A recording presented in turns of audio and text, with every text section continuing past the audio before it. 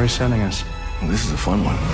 Streaming July 23rd on Paramount+, the hit series Star Trek Strange New Worlds returns. You are facing the finest crew in Starfleet. Boldly go one step closer Any of these missions could be lost. to where it all began. We've seen a lot of strange new worlds, but we'll never see something like this. Star Trek Strange New Worlds. New season streaming July 23rd exclusively on Paramount+. Insurance isn't one size fits all. That's why drivers have trusted Progressive's Name Your Price tool for years. Just tell Progressive what you want to pay, and they'll show you coverage options that fit your budget. Visit Progressive.com to find a car insurance rate that works for you. Progressive Casualty Insurance Company and Affiliates. Price and coverage match limited by state law.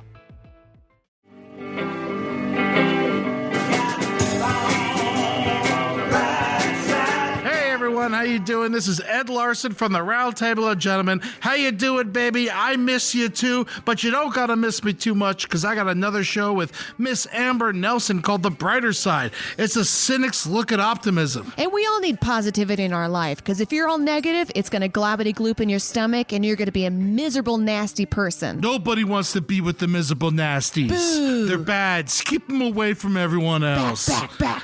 On our show on a regular basis, we have this thing called, it's a game we invented. It's called Hoopagoo Noo Noo Doo Doo. How would you say it? Hoopagoo Noo Doo Doo Doo. There is no way to say it. It's a game we made up, and basically it's a rapid-fire edition of finding the positivity in something negative. We're going to play a quick version for you right now so you see how it goes. Amber, could you give me something negative? Something negative. Horse manure. Horse manure. All right, you could throw it at a car. I mean, you shouldn't be throwing horse manure at cars. It's a bad thing to do, but it's probably fun to watch. Heck yeah, and they got it coming for them, being a car and all. What's your positive of horse manure? You can use it to feed plants that make the food. That's right. Manure makes food. Isn't that great? That poo-poo makes food for more poo-poo. Oh. That's so nice. It's a circle of poo-poo. I want to say, Amber, what is the brighter side of dirty blankets? Dirty blankets. You can put in a barn and keep a dog warm. You're such a nice person. I'm going to say I like doing laundry. I'm going to clean the blanket. Oh, you like doing laundry? I enjoy laundry. It zens me out. It makes me peaceful. Fold it nice, put it in the cabinet. You got a clean blanket for when guests come over or when it gets chilly.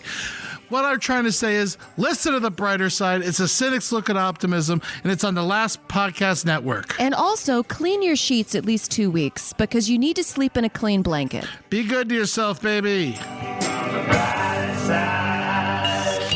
There's no place to escape to. This is the Last Podcast. On the left. From your grave. That's when the cannibalism started. What was that? Wow. Honestly, it's been a very tough week here for LPN. We've been dealing with quite a lot of emotional stuff. Quite a bit. Obviously, you've heard, with the recent passing of Bert Luger and what we've been trying to do and staying on topic. We're in the middle of doing this series about Dr. Mengele, but there was like a little German proverb that I had read that started like give me enough inspiration to like get my head back in the game, to put my nose to the grindstone. This is going to honor Kevin Barnett?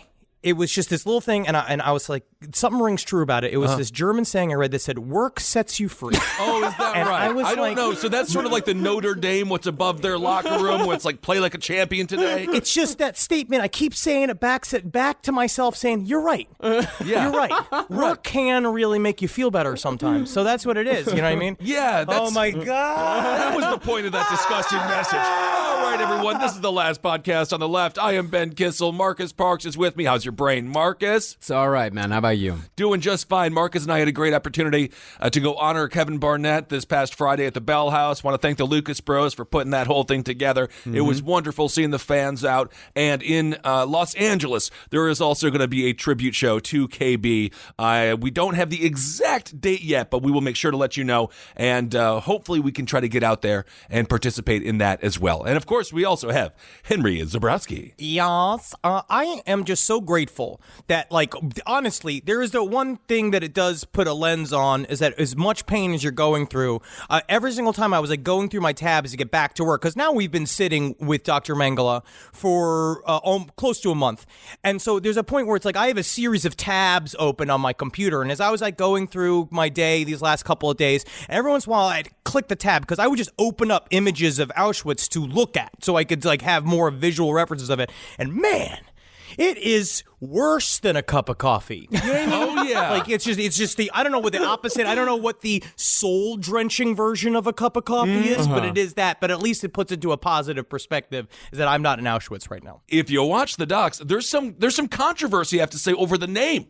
Josef Mengele. I watched one, they called him Mengele, which just sounds like too much fun. Like Mengele sounds like someone who could tap, and would do like fun performances with a cane. Mengele! I'm Mengele, like a horrible magician. I just don't like that one. But this is the consequences, Kissel, of when you actually research something and you start to see that kind of shit where it's like you're reading about something for hours and you hear experts all have to change the pronunciation just so that they make sure they sound as smart as possible. I do believe that's how it is. They'll say Josef Mengele in order for you to like feel like, well, he must really know how to pronounce it. Like he must have really done the reading. Yeah, it's like Mengele sounds like a fun vaudeville performer and Mengele sounds like a freedom fighter. It's Mengele. It's Mengele. That's it. Mengele sounds the most evil. Mengele is who we're going with today. Absolutely, because of course he is the most evil. So we are on to the crimes of Josef Mengele, and there are many. Episode part 2. Now, I think it goes without saying that this is going to be one of our most brutal, gut-wrenching episodes ever. Truly, the shiniest of gold stars. So, in an attempt to try to lighten it up, even the tiniest bit, after certain particularly horrible bits of information, we're going to be providing did you know facts about 90s sitcom Home Improvement. Okay. See, it's important for you to remember how much lore that is in Home Improvement. Yeah.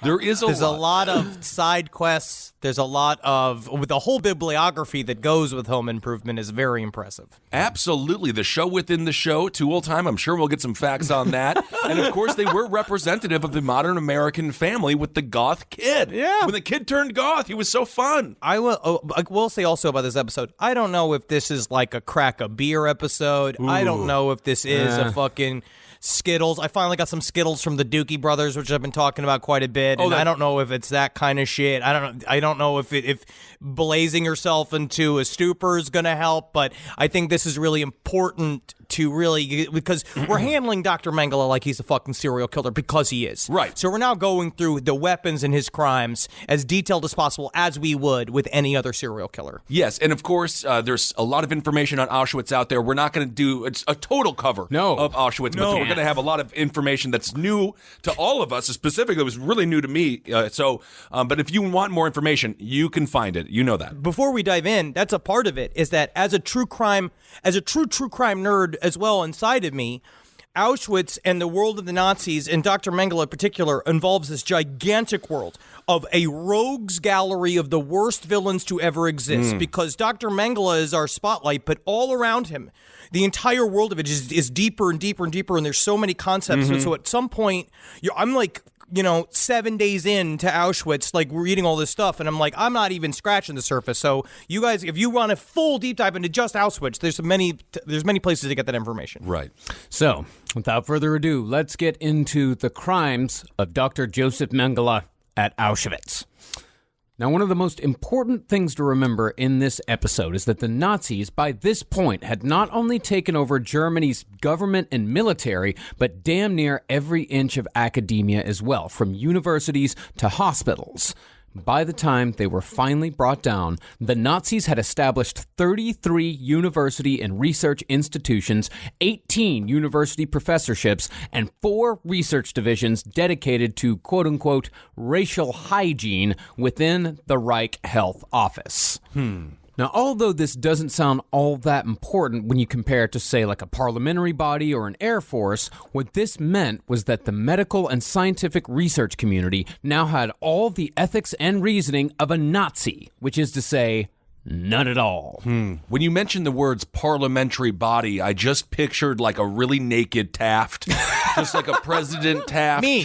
What does that look like? I have a parliamentary body. If you look at me, it's called sporadically covered with hair, and it's a Polish level of soft, but still hard in some places. Of course, that's when you have to go to the doctor. These people felt not only invincible, but godlike. These were the men who believed they were having a hand in creating the master race, humanity's future, and nobody rode this wave harder than Dr. Josef Mengele. He loved it. He loved it. It was like he was born at the perfect time for himself, and he knew it. He was like kind of came into himself in this time period. It's also very interesting to see how far they went to validate their own existence as a party in terms of the Nazis. That's why this ends up becoming insidiously the most powerful, besides just the actual war engine of the Nazis. It is this other idea of we are going to take and manipulate races until everybody looks just like us. We are going to eliminate everybody else using the what's supposed to be the nice and the professional visage of the doctor, that's what they all did. But then it's also interesting that after the fact, that was the first evidence to go. All that shit got flushed down the toilet, even though they spent all the time and money trying to validate their stupid fucking shit fucking existence. Well, it also just takes a total lack of like reality and a complete lack of like understanding even how goofy and weird your own culture is. You imagine they're talking about the master race, and then all of a sudden someone spits a pickle out of their mouth that they were having with a liverwurst sandwich. Somebody, breaks wind in the corner. The whole room just smells like a disgusting cigar factory. Have you ever worn real lederhosen? Oh yeah, buddy. Of course, my father, my parents. They guaranteed embarrassment. When I was 6 years old, my whole family wore lederhosen, and my mom thought it was going to make us the coolest kids in kindergarten, and it did not work. Believe it or not.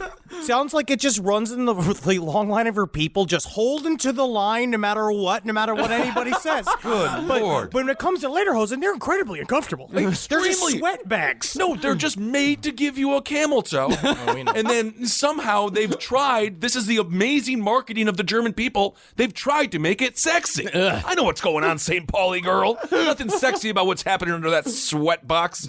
So, when we last left Mengele, the year was 1943, World War II was in full swing, and a post had just opened up for an SS doctor in what would soon be known as the worst place in human history, Auschwitz. And Mengele had no qualms whatsoever about using the people imprisoned there to further his and Dr. Ottmar Freiherr von Verschuur's research into the medical phenomenon of twins. As we said last time, Mengele's original interest in twins was inspired by the work already being done at the Kaiser Wilhelm Institute of Anthropology, Human Hereditary, and Eugenics. Again, you give it a fancy name and it sounds legit, but it's actually total horse shit, Dr. Frankenstein-like science. Right. Yeah, and seeing if they could unlock the breeding secrets of twins in order to double the master race with each pregnancy was only a part of it. So they wanted twins. So twins were seen as like really special. Yeah, you could double the master race. You could double your money. That's but the idea. You can also just have more than one kid. You don't have to do it all in one go. But then you don't have to wait 9 months for another one.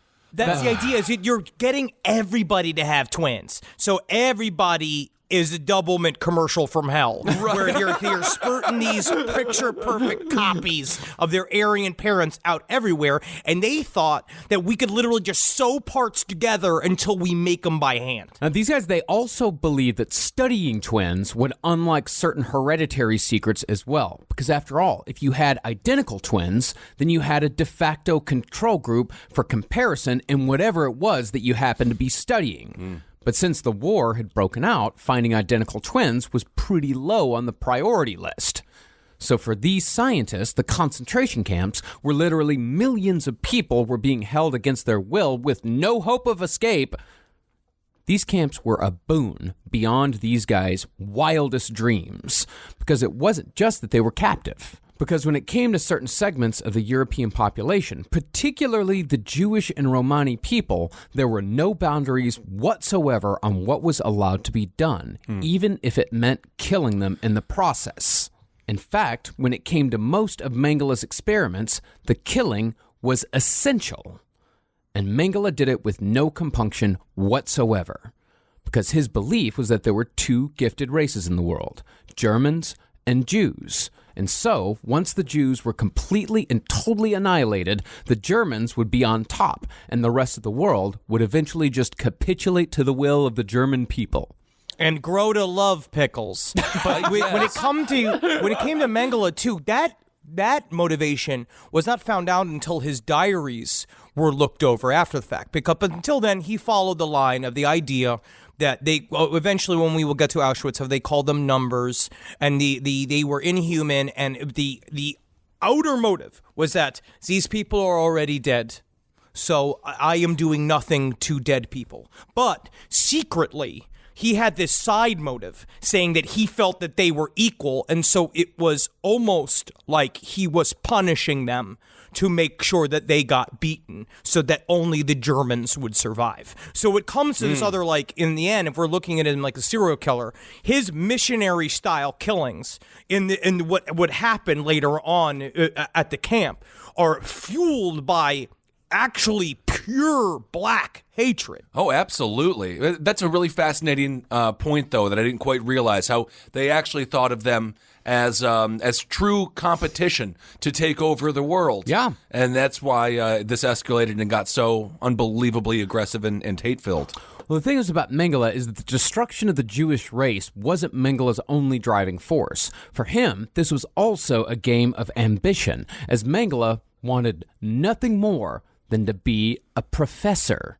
Oof. But in order to do that, you got to have field work and you got to get experience. There is nothing worse than a man failing at his dream. And if you want, like the old adage of, like, if you can't do, teach, but he can't teach, so what does he do? I mean, how, like, that is so sad. I mean, look at us on the lowest level possible, what we covered last series with Mark Twitchell. Yeah. Where it's the same thing, where a guy that was no good at being a filmmaker became a serial killer because essentially it was easier. Mengele, we're going to find out too, is that during his time period when he was writing his student papers, they all say his work was like pretty average. Okay. Like it was okay. Like he did his perfunctory shit, but what he knew is that he needed to get involved in a hot project. Like he needed to go get involved in the Good Place version of what the Nazis can put out, right? Like you got to be in that writer's room in order to get Emmys. So he knows that he had to put himself in the middle of the heat of the most, what they at the time were like the most buzzworthy experiments, so that it would get the attention of the philosophical leaders of the Nazi Party, mainly Himmler. Where it's like all of this shit was to appease him, because he knew that if Himmler gave him the tip of the cap, Mengele would be set for shit because he actually was a terrible student. So we have a failed artist in Hitler. We have a failed professor in Mengele. I don't understand how they spun that into being like, we must be superior. It is obvious that you are not. Obvious. Well, it's obvious how they spun it to we must be superior, because every day they woke up knowing that they were a fucking fraud. And instead of spending your life trying to then make your life work in another constructive way, or maybe saying like, hey, fuck these Nazis, you just kind of like followed suit to whatever worked towards your advantage. Mediocrity rose to the top. Mm-hmm. Yeah, and Mengele, since he needed to do field work, he chose to do his field work at Auschwitz. But even just that decision says a lot about Josef Mengele. The naked cruelty and the psychological games that he would play with both the prisoners and his staff of Jewish slave doctors suggests a mind far beyond that of just an ambitious professor. In fact, many times, the victims of Mengele's experiments and the victims of his straight-up murders, as there were quite a few of both, these victims were all known to Mengele, because the vast majority of Mengele's victims were children. And Mengele would routinely make friends with them prior to experiments, even going so far as to bring them gifts. He was even beloved amongst some of them for a time. He even had nicknames. They called him Uncle Mengele, Uncle Doctor, and Uncle Peppy. Oh, God. And it was, but it's eerily similar to the actual plot of The Day the Clown Cried. Right. The failed Jerry Lewis Nazi clown movie, because I started going to a deep dive of trying to find evidence of more Nazi clowns and if that was true or not, or you know, clowns during the Holocaust. But this movie sounds fucking brutal. The whole thing is about him like as a clown, and then he volunteers to entertain the children all the way to the gas chambers and doing all this kind of shit. But technically, That's what Mengele was doing. Yeah, it is really disturbing. And of course, you can watch a bit of that Jerry Lewis film. It's on YouTube. It's not. I don't even know. It's not even a full 30 minutes because it looks like they kind of broke it up with the person sort of hosting it. But yeah, humor at the Holocaust is a very interesting phenomenon that you can do some research on yourself. It's fascinating. Well, these children, no matter how fond they thought that Mengele was of them, they would all eventually see the Mengele that went down in history as one of the most inhuman figures to ever live. So by the time Mengele arrived in Auschwitz in May of 1943, the concentration camp already held 140,000 prisoners. Originally built in 1940 to hold Polish political prisoners, the function changed in April of 1942 when Jewish people began arriving by the thousands. Henry, you are allowed to scream about Polish victimhood at this time. You have 30 seconds to scream about how the Polish people were brutally. My people are strong, and we are out there serving vengeance to everyone else every day by slowly but surely introducing Guy Fieri to liverwurst, which I've seen now in several episodes, letting it seep into the rest of society. But also, Auschwitz was built in a fucking no man's land. It was built in a part of Poland that no one would go live in because in the summers it was brutally fucking hot and in the winters it was brutally fucking cold. It was essentially the closest you get to a Polish desert, which is, in my mind, a Polish desert would be like you show up and you think you're going to see a lot of sand, but actually it's a lot of cakes. But that's a whole fucking... That sounds like a fun desert. Mm-hmm. Now, the first thing you got to know about Auschwitz is how mind-bogglingly large it really was. It was actually a camp complex comprised of prison blocks, warehouses, workshops, barracks, factories, and, quote-unquote, medical facilities. The entire thing was actually split into 3 sections. There was Konzentrationslager Auschwitz I, or KZ Auschwitz I, as the Germans abbreviated it. That was the main prison camp. 28 prisoner blocks held about 1,200 people in each block, and barracks meant for no more than 700. But in 1942, Auschwitz was expanded twice to accommodate new functions. There was KZ Auschwitz III Monowitz, which was located about 4 miles away from the main camp and was responsible for much of the slave labor produced by the prisoners. But where we'll be spending most of our time today is KZ Auschwitz II, Birkenau.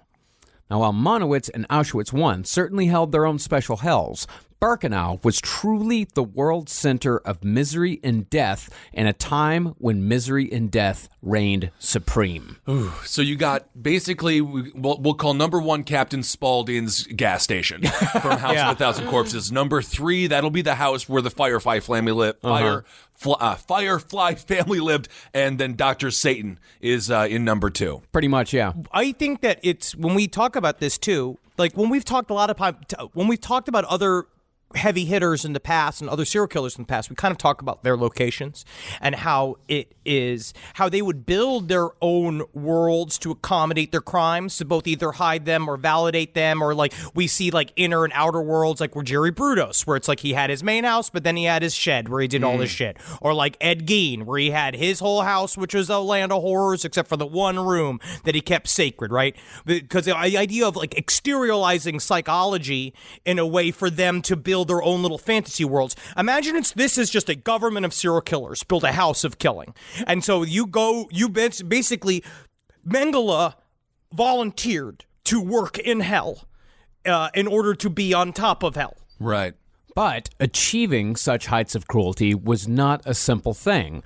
So, in order to make it happen, this entire thing needed an infrastructure. That meant that Auschwitz actually functioned as a small town. It had a grocery store, a cinema, a theater, a swimming pool, and a symphony orchestra.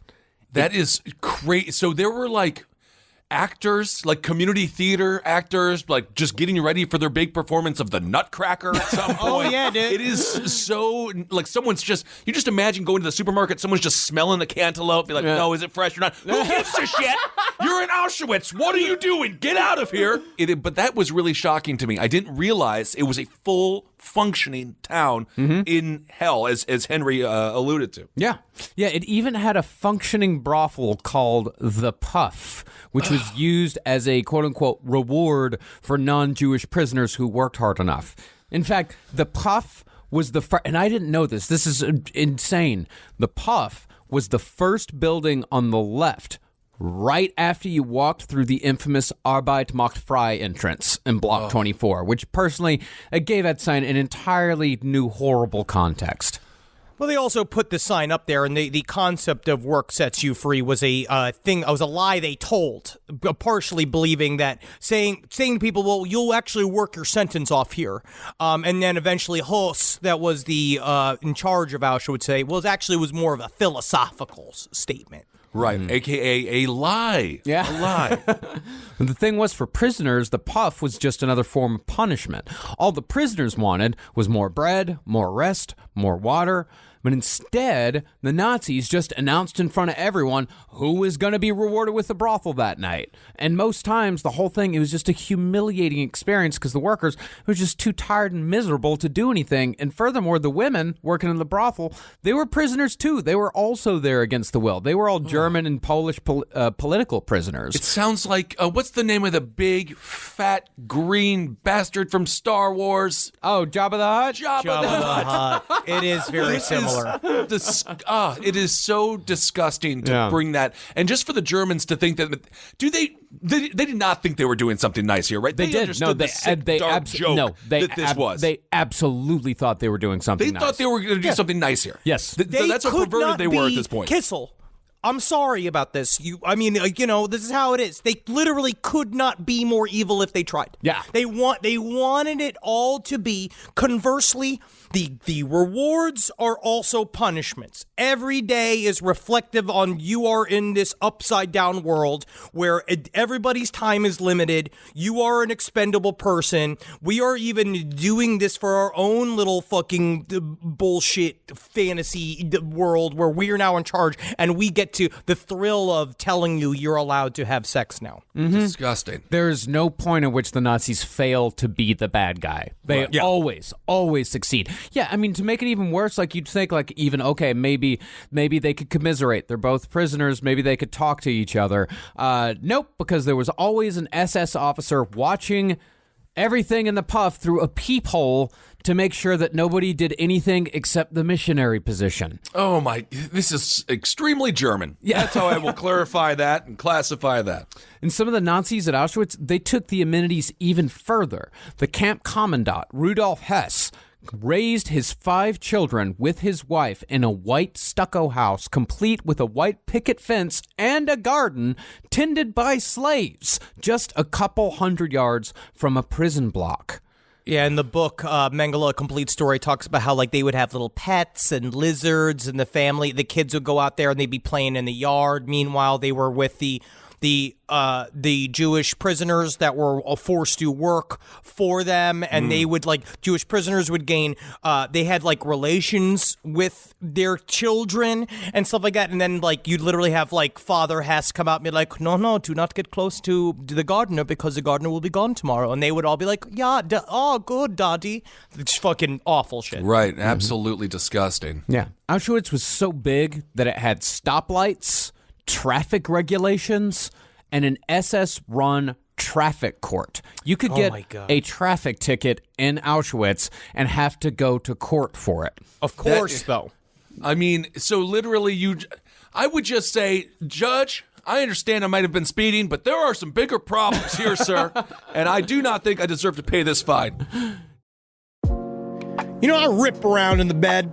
You might actually not be surprised by this, but I'm a restless sleeper. I roll back and forth like an alligator with a wounded deer. But something's changed in my house, and it's thanks to Boll and Branch. People keep their bedding way longer than they should. It's because people are afraid of change. Not me. I burn my sheets once a week, but I don't need to, because Boll and Branch's signature organic cotton sheets, pillows, blankets, and comforters are all designed to be breathable, incredibly soft. They get better over time. Start with the signature sheets. You're going to buy 2 sets so you can rotate them. Come on, you're going to want to. The moment you get into bed, you'll notice the difference. I know I did. I just got fresh from the bath. I was fully lotioned. And sliding into those sheets kind of felt like, to be honest, I felt like the luckiest pasta filling in the whole world. All right, they're really good. You will like them. You will feel like a brand new laid chicken, which is we're all going for. Just trying to be a hot chick again. Sleep cooler this summer with Boll & Branch during their annual summer event. For a limited time, get 20% off site-wide at bollandbranch.com/left with code LEFT. That's Boll & Branch, BOLLAND branch.com/left. Code LEFT to take 20% off. bollandbranch.com/left. Code LEFT. Exclusions apply. Hey there, everybody. Is your cell phone bill too much money? Are you getting that bill and you're like, hey, what is this? I can't believe for what? For 5G? Are you crazy right now? $100? I don't even barely got any bars when I'm just sitting in my living room, okay? You don't have to deal with that anymore. Are you ready for this? $15 a month. That's right, $15 a month on Mint Mobile. Yeah, baby. Get their wireless plan, because they're just sitting there on the T-Mobile 5G network, and it's just $15. Your whole life, you're just paying all this money every month. You're like, why? Where's it going? It's going to these phone companies that are robbing you. So go to Mint Mobile. Let them help you talk to your mom. So get your new wireless plan for just $15 a month. Go to mintmobile.com/LPOTL. That's mintmobile.com/LPOTL. Cut your wireless bill to $15 a month at mintmobile.com/LPOTL. That's it. There's no catch. Upfront payment of $45 for 3 months, $90 for 6 months, $180 for 12 months. Plan required, $15 per month equivalent. Taxes and fees extra. Initial plan term only. Greater than 50 gigabytes may slow when the network is busy. Includes up to 20 gigabytes hotspot. Capable device required. Availability, speed, and coverage varies. See mintmobile.com. It's summertime, baby. And you know what that means. You're going to go to Quince and you're going to get yourself some new clothes. Something happened to me by accident recently. I had a nice little Quince mistake. It was Father's Day, and we wanted to get Julie's dad something nice, so naturally we went to Quince. We looked around, and we were like, oh, look at this 100% organic cotton mesh stitch button-up sweater polo. I think Bob's really going to like this. So we get it, and we buy it, and then you know what happened? A little fudge, a little mistake. Accidentally sent it to our house instead of Bob's house.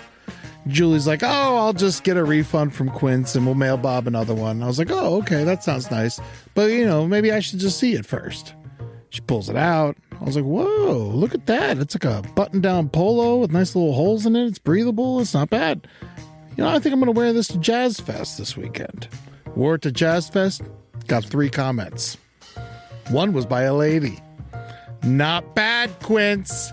So get your hiney over to quince.com and treat yourself good and feel good. Look good this summer.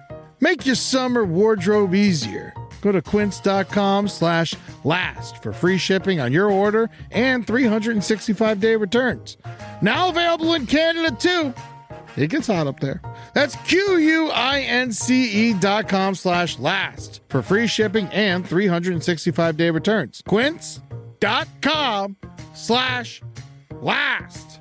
Look like a prince in your Quince, you jerks. Now, as we said last time, when Mengele arrived in Auschwitz, he was already somewhat of a man apart because he was one of the few stationed there who had seen combat in the Eastern Front. In fact, many of the SS men at Auschwitz were in the camp specifically so they could avoid going to the Eastern Front, where there was a damn good chance of getting your head blown off by a Russian if you didn't die of hypothermia first. Now, this cowardice was actually one of the main threats that kept mouths shut in the camp, because if you didn't like what was going on around you, there was always Stalingrad in December.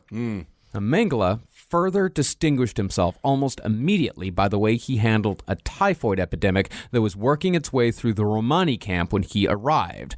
See, typhus is a disease that thrives in overcrowded, unsanitary environments. And since there was no place in the world more overcrowded and unsanitary than Auschwitz, typhoid epidemics were a constant problem. Do yourself a favor and don't look up victims of typhus, which is a thing that I did to try to understand exactly what it was. And it's just it's horrible. It's just the worst disease. It's just a fucking terrible disease. And you're also all on top of each other. Right. But Mengele, he hit the streets of Auschwitz with a wink in his eye like Caroline in the City, and he knew, I can handle this. I'm ready to go. Like he jumped right into trying to handle the problem. And these people were still forced to work, extremely sick. I have to say, if I have a sneeze on a Monday, I'm not working until Wednesday. I can't do anything. We've dealt with this before. Yes. We know that your institution is fragile. We just try to get all those golden words out of you as quickly as possible in between your bouts of sickness. Well, since there was no place in the world more overcrowded and unsanitary than Auschwitz, typhoid epidemics were a constant problem. And upon arrival, Mengele had been put in charge of an entire block of prisoners that was going through a typhoid epidemic. So Mengele dealt with his first typhoid epidemic by ordering the execution of anyone even suspected of having typhus. In all, that order resulted in the deaths of 600 people. And that was among the first things that Mengele did when he arrived. There was no slow burn, no progression. It was just boom, 600 dead immediately. Because he was dead on the inside, and he knew that he had to make a good impression on his superiors, he looked at this stuff, because before there were the people, because, Mengele had bosses too. He had his boss, Edward Worths, that was technically the head doctor of Auschwitz, and then Host, that was the ones above him, and they were kind of like wringing their hands about what to do about this thing, and Mengele's just like, oh, we kills them all, and they're all like, this is the kind of breath of fresh air we need here. Right, it's rewarded. They rewarded him for this horrible act. They rewarded him constantly for everything that he did there. And the homicidal pragmatism when it came to dealing with the prisoners went far beyond just that one incident. Near the end of 1944, a food shortage in the Romani women's camp resulted in one of Mengele's most terrifying acts of cruelty. So when this food shortage came, an order came down from Berlin that because there was not enough food to sustain the population in this particular camp, the camp should be immediately, in the words of the Nazis, liquidated. Yep.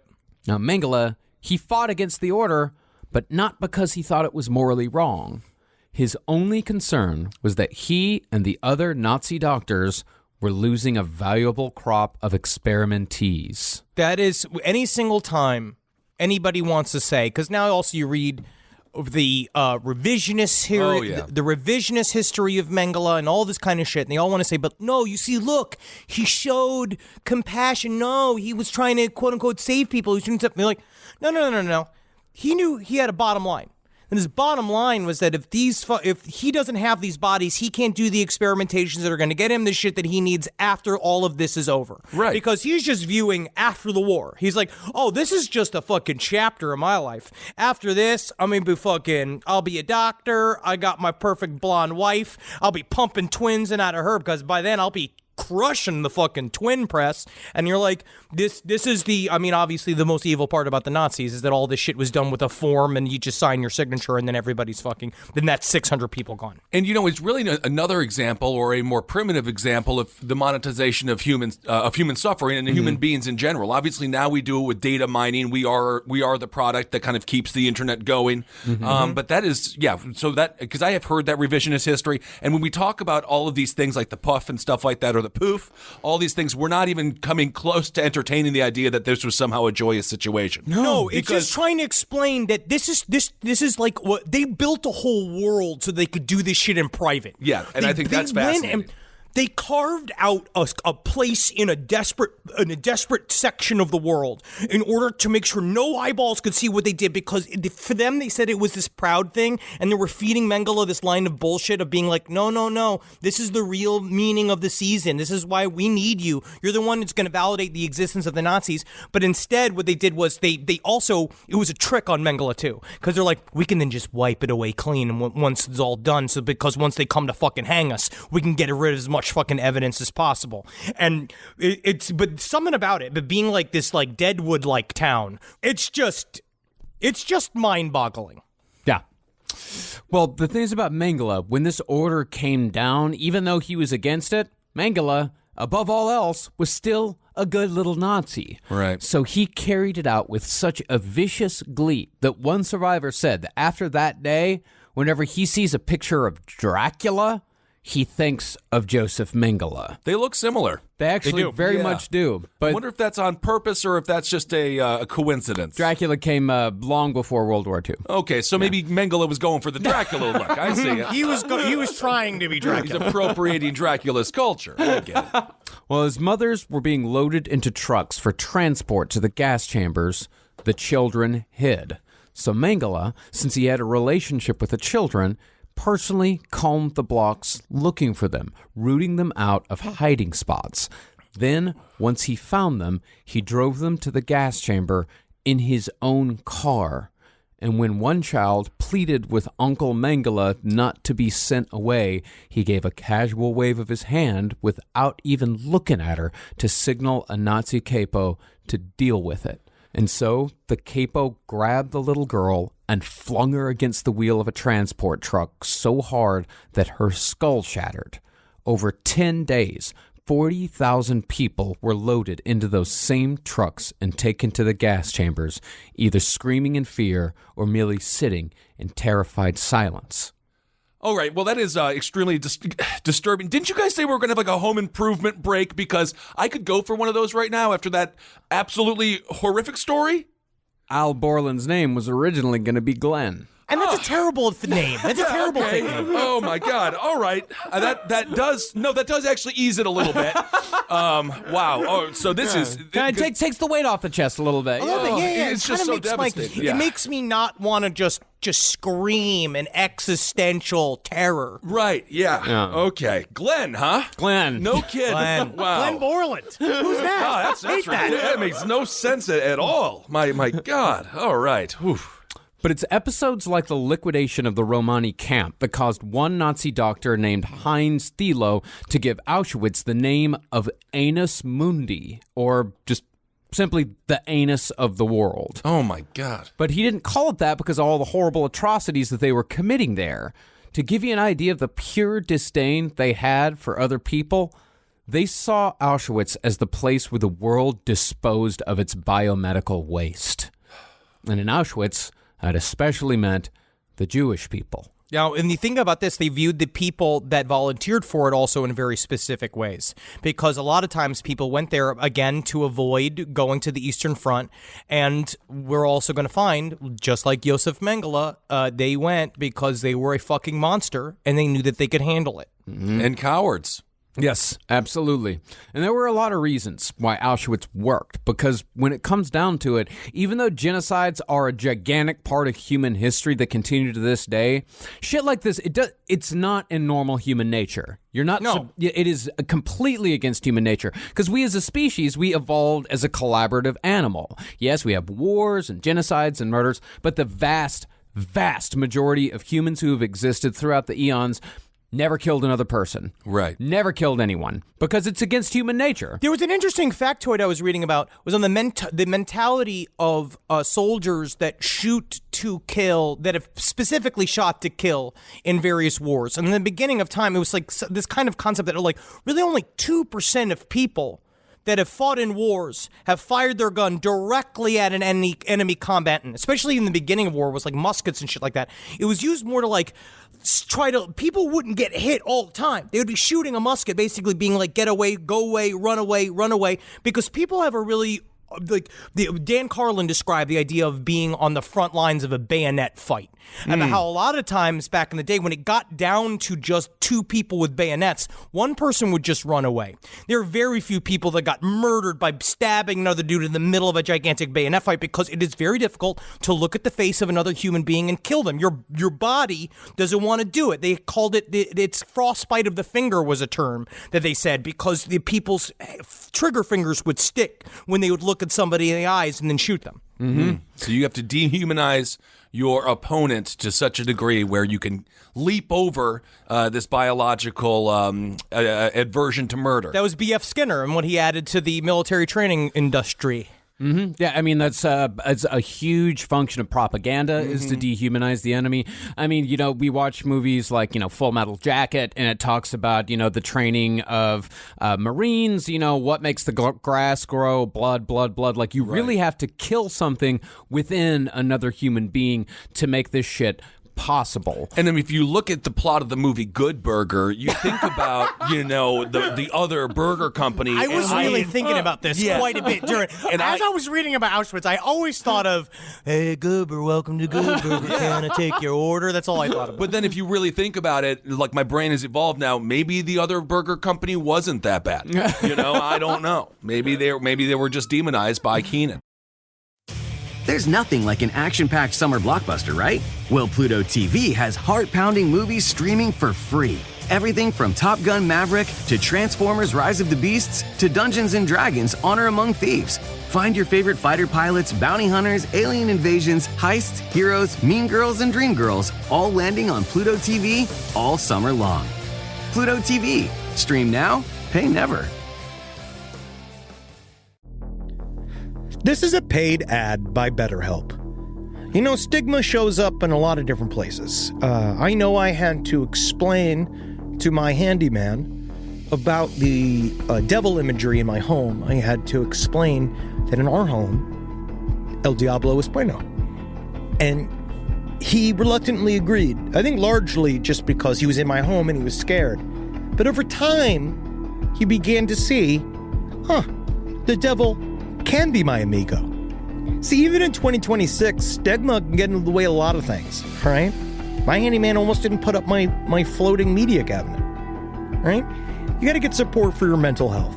Maybe you've encouraged friends to consider therapy while avoiding taking the first step yourself because you're busy, worried what others will think, or telling yourself you should handle it alone. No, you need a team. Get therapy with BetterHelp, the world's largest online therapy platform. Give me a space to slow down and talk through what's building before it feels unmanageable. So let's take a short questionnaire to identify your needs and preferences, and BetterHelp will handle the initial therapist matching work for you. Their industry-leading match rate means BetterHelp typically gets it right the first time. Feel confident knowing BetterHelp therapists work according to a strict code of ethics and are fully qualified. So don't let hesitation hold you back. Find support with BetterHelp. Sign up and get 10% off at betterhelp.com/lastpod. That's betterhelp.com/lastpod. It's obvious we love true crime, but it does make us feel a little paranoid about what's out there, as it should. And that's why it's so important to get a home security system that gives you peace of mind. With SimpliSafe, you can stop crimes before they even start using their AI-powered cameras to identify threats on your property and alert US-based live agents to take action. Like arriving in a helicopter in the night, coming down from the helicopter, zipping down and breaking through the windows with their big axes, and going through the house, ripping through the walls, finding the criminals. It's easy to do. SimpliSafe has been a game changer for us. And the best part, there's no long-term contract. We've used it since the very early days of SimpliSafe here at LPN, and it keeps us safe, doesn't it? It keeps all of our thoughts inside the building. Then there's the ones we let out because they have to go out because that's a part of it. But SimpliSafe keeps the other thoughts safe. And for that, we say thank you, SimpliSafe.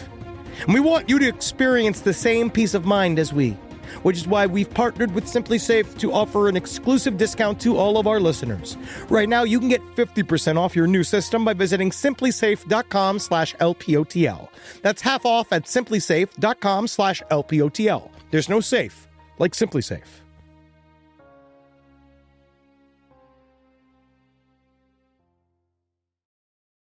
Now, we've already talked about the general socialization towards something beyond hatred in German society, but a further socialization had to occur within Auschwitz itself. And chief among the psychology of this place was its isolation. The camp itself was tucked away in a far-flung region of Poland, which essentially cut off everyone from the rest of the world. If you were in Auschwitz, whether you were a prisoner or a Nazi, Auschwitz was the world. And that's a cult-like... It's very cult-like. That is a cult-like... that is a cult-like technique. And I'm not equating these two things, but this is still what we do when it comes to prisons, right? This is why you always say, they're getting sent upstate. It's never downtown. Wouldn't you be upset if there was a Supermax prison just in Greenpoint? Would you not be into it? I think it's important to see what's going on so we don't forget them. When we drove from Phoenix to California, it is so funny. First of all, Arizona is different than California. Dan and Taupe, and then you cross the California line, and they're like, grass exists. What the hell is this? But we were driving, and off in the far distance, first on the road, we see this sign that says, "Don't pick up hitchhikers." There's a prison nearby. I forget what they said. Prisoners are often hitchhiking, whatever. Yeah. And then you look way, way, way off in the distance, and you can see this blip, and you're like, that is a freaking federal prison. Yeah. And they are so isolated. Oh, yeah. So you forget about them. You forget about them, and it's, of course, demoralizing, and obviously that's not the same thing as Auschwitz, but it's a common used technique. It's not, it's definitely the same type of technique, because like something like Auschwitz, it's not going to fly in the middle of Berlin. If you're going home to a family every night, and you're walking by people on the street who are just going about their day, it's not going to work at all. But if every single person you see is also involved in the same shit that you're involved in, no matter if they're doing the killing or if they're the ones being killed, then the entire thing gets normalized. Suddenly, that is the world, and that is all that matters. It's like if you had a Captain Spaulding's chicken restaurant in LaGuardia Airport. Yes. This is a little strange and encrypted for an airport, isn't it? And I am not validating the soldiers within Auschwitz, too, but it's very interesting to see, by them volunteering to go and serve in Auschwitz, they themselves became prisoners. They subscribed themselves to the same exact world that the prisoners were in. They were forced to live in it, and little did they know, had shit actually gone down, like if the Nazis had won World War II, honestly, and had taken over Europe, they probably all would have been liquidated as well. Yes. Well, I will play the world's smallest accordion for them because the sympathy is hard to drudge up for the people. I just think that it's not about sympathy. It's just this concept of like they're all delusional. It's this whole thing, this concept that like you're going to get out of this scenario as well. You're fucked. Mm-hmm. Well, the thing about all of this as well is that it was all approached in just the coldest way possible. I mean, one survivor said that the disturbing thing was that this was not something passionate or irrational. He said that there was nothing emotional about Auschwitz. And I don't know why that got me more than anything. Right. Is that it's just cold. What's the hopelessness of the idea of looking at somebody and you think that you can plead with them and connect to them on their humanity, but they look at you over like a clipboard, like you're a nobody. Mm-hmm. It is very disheartening. Yeah. I mean, it's a government facility. Yeah. It's a billion times worse than a DMV experience. And you just imagine feeling like trash when you go there. Mm-hmm. And now you have this situation. But maybe the biggest thing that kept Auschwitz going was pure perpetual motion. See, as far as the mass murder went, once they started killing people, it became necessary to keep killing in order to justify the killing that came before. Because if you stop for even a minute, then it might enter your brain that what you've been doing is kind of fucked up and completely wrong. So for many of them, the thought was that Auschwitz wasn't something you can change. It's just something that you might as well go along with because that's the way the world is. One person even compared it to systems of government. Like, you may say, okay, there's some things wrong with democracy, but it's still the best system we've got. He looked at Nazism that way because they thought that Nazism, even with Auschwitz, was the best of all possible worlds. Right. Conformity at its most devious and fucked up because you built up a new social hierarchy when you go to Auschwitz. There was a very interesting essay I was reading. I can't remember the name of it. I was sent it to Marcus, but a part of it's talking about how basically everybody shows up into this new social structure. And so now it's like, now that I'm in this world, I'm just going to keep it going, because if I gunk up the works, I'm on the other side of the clipboard. Mm-hmm. Now, all of this can be traced back to a single word. Sonderbehandlung. What was that? Sonderbehandlung? Sonderbehandlung, which in German means special treatment. This was the euphemism that they used when they were really talking about mass murder. This imperative set certain people, but especially the Jews, apart from everyone else and marked them for death. And since they were marked for death, then psychologically speaking, as far as the Nazis were concerned, the Jewish people were already dead. And if they were already dead, then one needed to feel no guilt about anything that was done to them, whether it be sending them to the gas chambers or mutilating them while still alive in the pursuit of their version of science. Now, a lot of these guys, I mean, they had to get fucking trashed to carry out their duties, just to dampen what little humanity they had left, which is actually pretty interesting because it's not dissimilar to how serial killers like Jeffrey Dahmer and Ted Bundy had to get close to blackout to do the same fucking thing. Right. Yeah, because it allowed their monster to take over. Essentially, like the bad side of the personality needed, which was the real them, needed to come through the booze in order for them to they had to like unleash the beast. Well, you can't have any sensitivity whatsoever. So you're already German. Yeah. I don't think you need to desensitize. I would say take some Molly. Maybe try to get some feelings of love into your body. Oh God, I don't know if the Nazis could have handled mine. What is this, joy? No. What is this? I love this fleece sweater I'm wearing. I can't believe I never noticed how wonderful the texture of it is. The last thing they needed was Thunderbolt. That's all or whiskey, you know? Oh, well, they definitely loved meth. In fact, they created meth. Yeah. But that is a whole different episode. Yes, indeed. A more fun episode, which we'll do one day. Yeah. Yeah. Yes, if you want to read an awesome book about that, go read Blitzed. It's really fucking great. Yeah, technically, it helped them beat the Ruskies, the Russians. It not technically, it absolutely caused them to take over the French. Blitzkrieg, it's fascinating. Go read Blitzed. It's very good. But in this entire process, the one person who was always, without fail, sober was Josef Mengele. Ooh. Judging from his behavior, Mengele never once questioned what he was doing or how he was doing it during his entire time at the camp. Now, to really understand Auschwitz, we got to understand all the functions of the camp. It worked in 3 capacities: concentration, slave labor, and annihilation, which included experimentation. See, the reason why they were called concentration camps in the first place was because they were, as we said last time, originally built to hold or concentrate political prisoners. See, at first, Auschwitz just held Polish political prisoners, in addition to being used for quarantine and transit. And as Auschwitz sat at a railway junction with 44 parallel tracks, that meant that people from all over Europe could easily be transported there by train. But as the German war machine chugged along, the Germans found that their country wasn't up to the task of providing the labor that was needed to take on damn near everyone else in the entire world except for Japan and Italy. So Auschwitz, among other concentration camps, expanded and became a slave labor camp as well. And it wasn't just for war-specific industries either. 34 German companies, many of whom still exist today, including Telefunken, who makes high-end stereo equipment.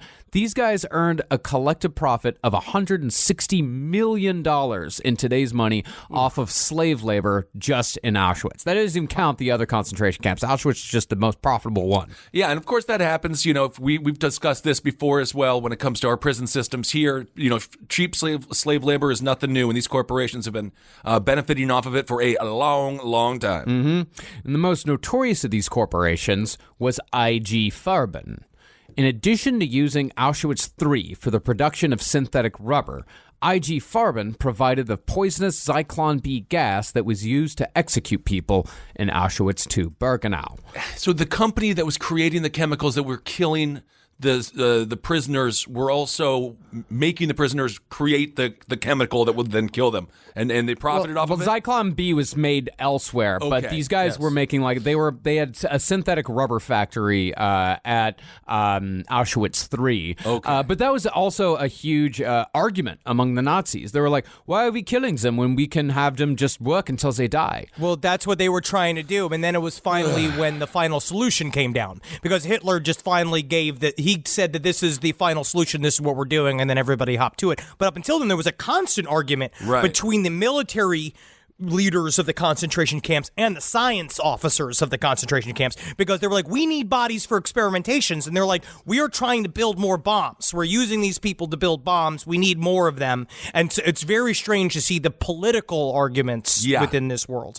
A very macabre corporate boardroom in that situation. Absolutely disgusting. I'm on a television show set in hell. Yeah. And it is that. It is The Office set in hell. It really is. It is the worst place to work and talk that could possibly have existed. I could almost go for another home improvement fact. I don't know when one's coming up, but no, still, you just wait. Just wait. Yeah, No, there's plenty more to go, Kissel. We're locked into this thing. Well, this is going to be a long episode, but a part of that is that we need to fucking show the fucking spotlight on as much detail as possible that we can't even cover the full extent in just this episode. Well, IG Farben also owned Bayer Pharmaceuticals.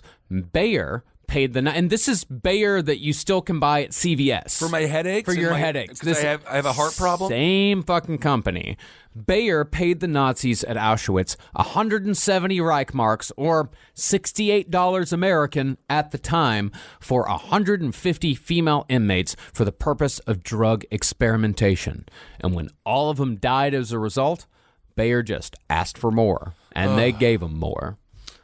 But as far as the labor in Auschwitz that these companies profited from went, inmates were literally worked to death in the service of the Nazis and these companies. On average, a prisoner would last 3 to 6 months before dropping dead of starvation or disease. But Auschwitz's most infamous purpose was annihilation. Now, prior to places like Auschwitz and other pure killing camps like Chelmno and Belzec, I think I'm saying that right, Chelmno, Belzec. All right. Yeah. The answer to Hitler's Jewish question were mobile SS death squads called the Einsatzgruppen.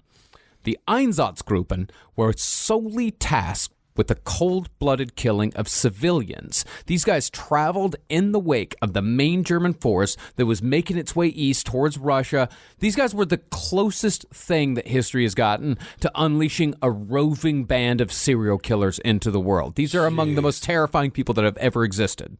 And like I imagine, the mix of people that volunteer for the heavy service in any sort of military forces, it is a combo of those two, right? It's people that kind of ended up in this fucking group against their will, and it's also surrounded by total mean fucking bastards that can't wait to be bullies to everybody that they meet. They actually weren't a part of the regular army. They were kind of like private contractors, kind of? No, they were still a part of the German government, but they weren't a part of the regular army. They would get support from the regular army, but they were a different part of it altogether. And in fact, sometimes like they treated them almost like wild dogs, where if someone was getting too much into it, these death squads, if someone was getting too much into it, they'd pull them back. Like they pull them back and say, like, "Okay, you need to cool off. You need to go back here for a little while." How bad do you? Good hustle, though. Good hustle, and slap him on the butt like it's fucking the NFL. Yeah, how bad do you have to get? Just imagine how bad you would have to get for a German officer to tell you to cool it. Yeah, during World War II. Yeah.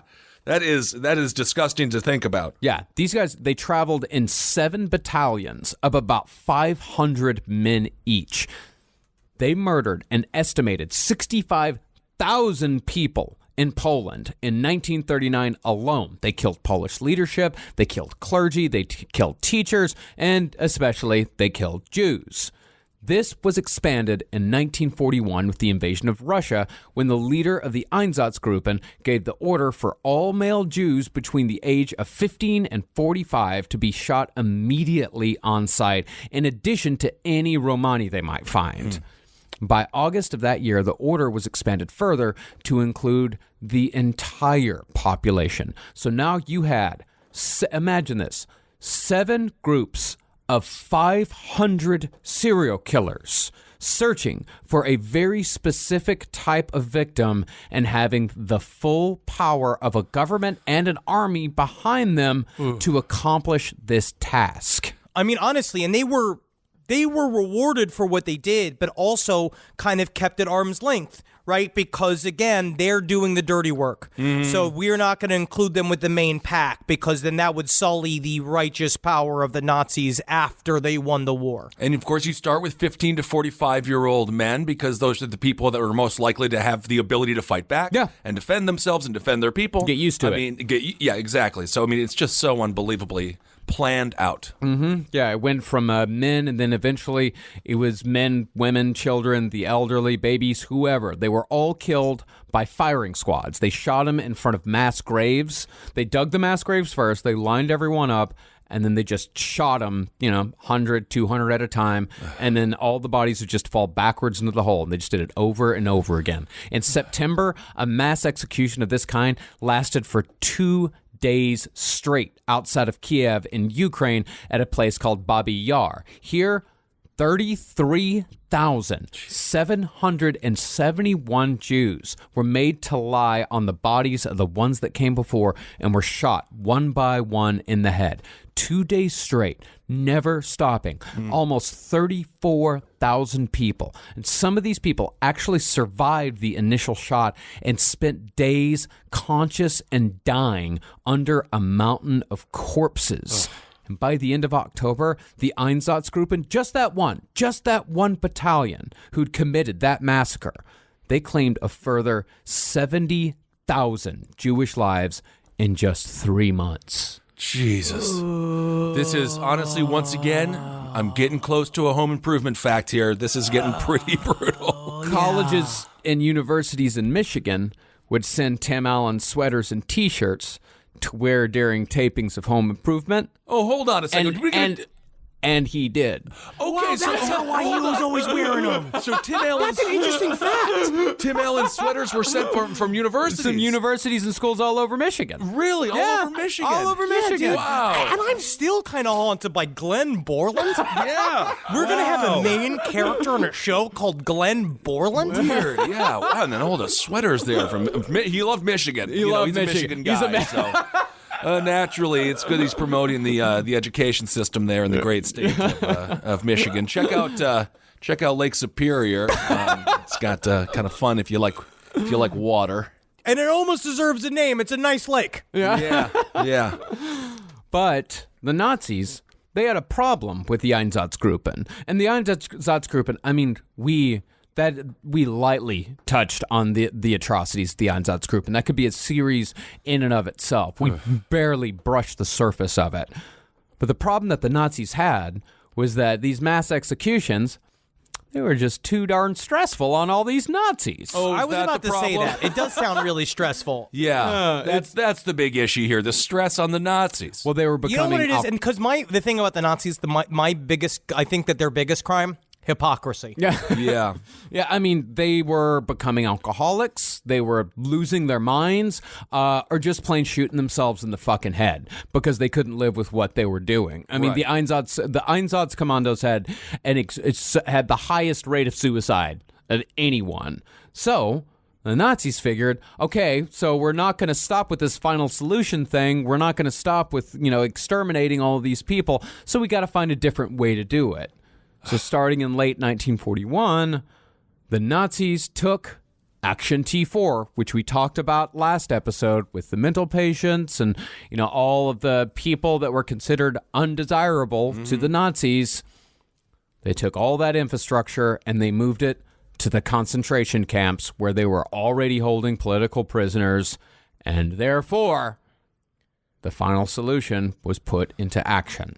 And they did it solely because the hard way was too hard. Yeah. So they wanted to find a way to make it more industrialized. They wanted to make it more like a big factory so we can do them in bunches so we don't have to think about them, which is then ironic because then it took all the way, then Josef Mengele took that whole scenario and went again and made it personal, where in a world of faceless mass extermination, Mengele really was a true serial killer, getting actually close to the mayhem that he was doing. But the problem was that if you were just killing them, then you'd end up with the same problems that you had with the Einsatzkommandos, because Mengele was a singular character. I mean, he was very, very much in a league of his own. So the Nazis found a way to medicalize the killing process in the camps, and the experiments of Josef Mengele were a part of that medicalization. So when a person arrived at Auschwitz on a train car packed with other prisoners, they were led out onto what was known as the selection ramp. This was the place the SS doctors would decide who would die in the work camps, who would die immediately, and who would be chosen for experimentation. Now, really, anyone could have done these selections when it came to picking those who could work and those who couldn't. Anyone could do that. Right. But if you had doctors in charge of the whole thing, then it gave the process a medical legitimacy. That's what Mengele said he was an expert on. He was part of the people that kind of sued for us doctors should be doing the selections because I can tell races by facial structure.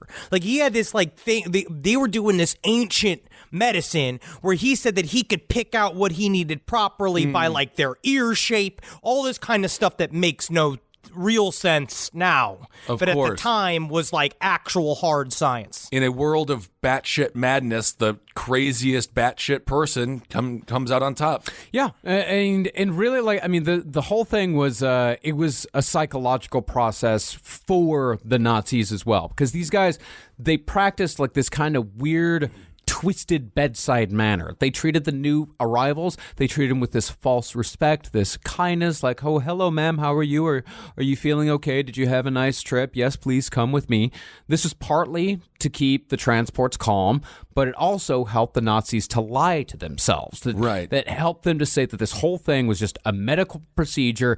We're doing it to the entire world. This is the festering appendix that must be removed. It's like what we were talking about the last time about why serial killers have wives and families and shit like that, where it's like, oh, part of it, is this part of an internal game? Is this the game that we're playing in terms of making it extra evil? Or is it the creating of a side personality, being like, see, there's no way I could do all these crimes. I'm a normal guy. I do all this normal shit. But when the night comes, when the shadow self takes over, then you're free to do your crimes. And for Mengele, that was in his office. This is how the Germans were able to say that this is not something inhumane. This is something medical. Yes, this is something medical. And they did it from the very beginning. They had to start the entire process with, this is something that is medical. Ugh.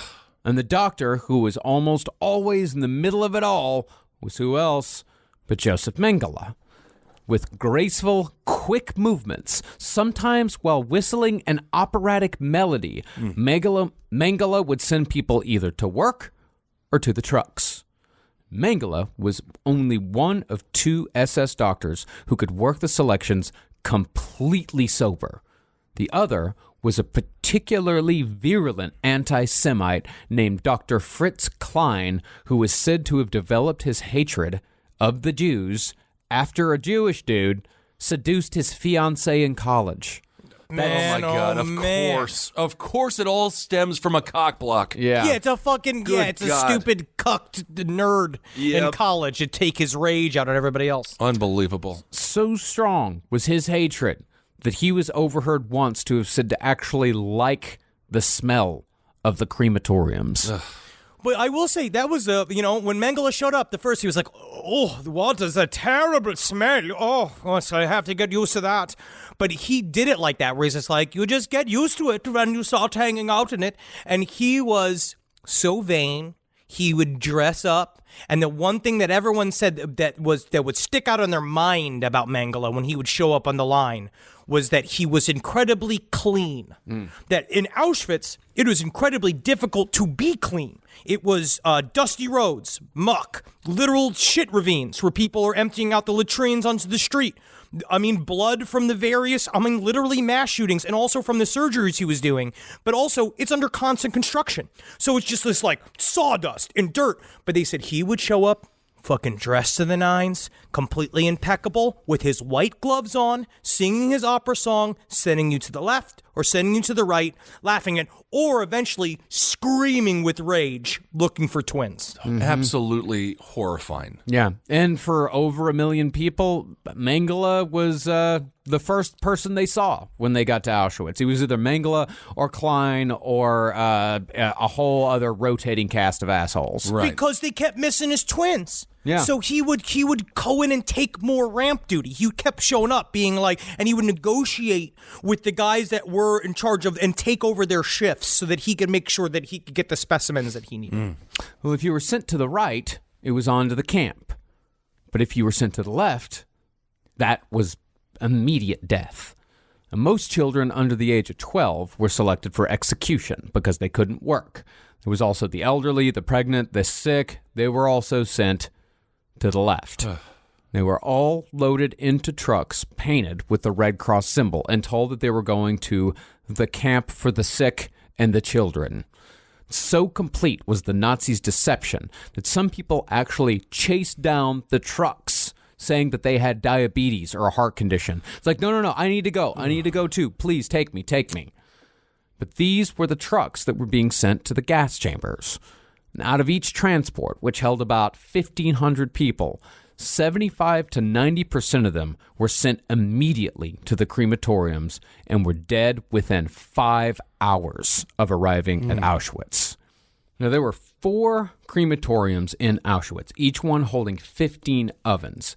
Each person followed an iron ramp inside, above which was a sign that said, "Baths and Disinfecting Room" in German, French, Greek, and Hungarian.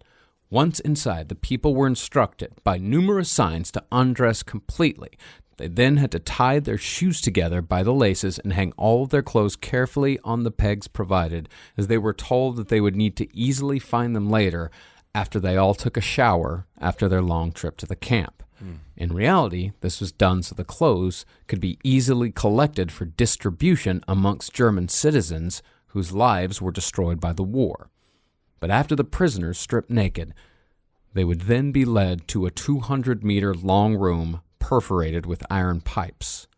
Then the Nazis turned out the lights. Unbeknownst to the people now terrified in the dark, another Red Cross truck driven by an SS doctor carrying a load of Zyklon B had just arrived outside. And that doctor, a member of what was called the Hygienic Institute, would then deliver the poison by dumping pellets through vents in the roof or holes in the side of the chamber.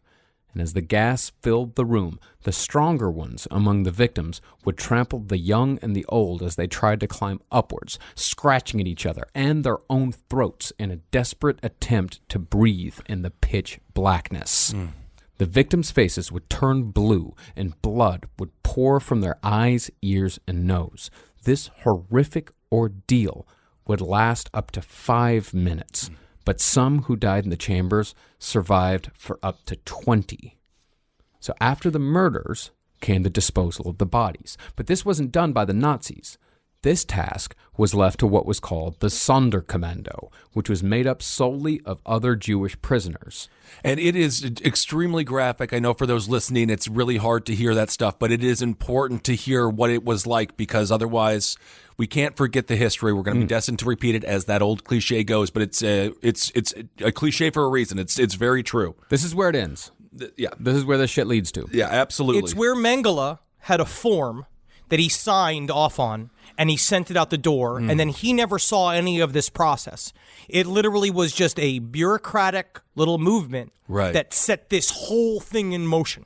So just that's what I'm thinking of, is the fact that this is fucking his fault. Every single one of these pieces of shit who signed a piece of paper did this shit. Absolutely. And they had this on their hands, and they tried to act like it was just a part of business at the camp. And that's when we talk about politics or policy, there's the real world ramifications of somebody signing a signature on the bottom of a page.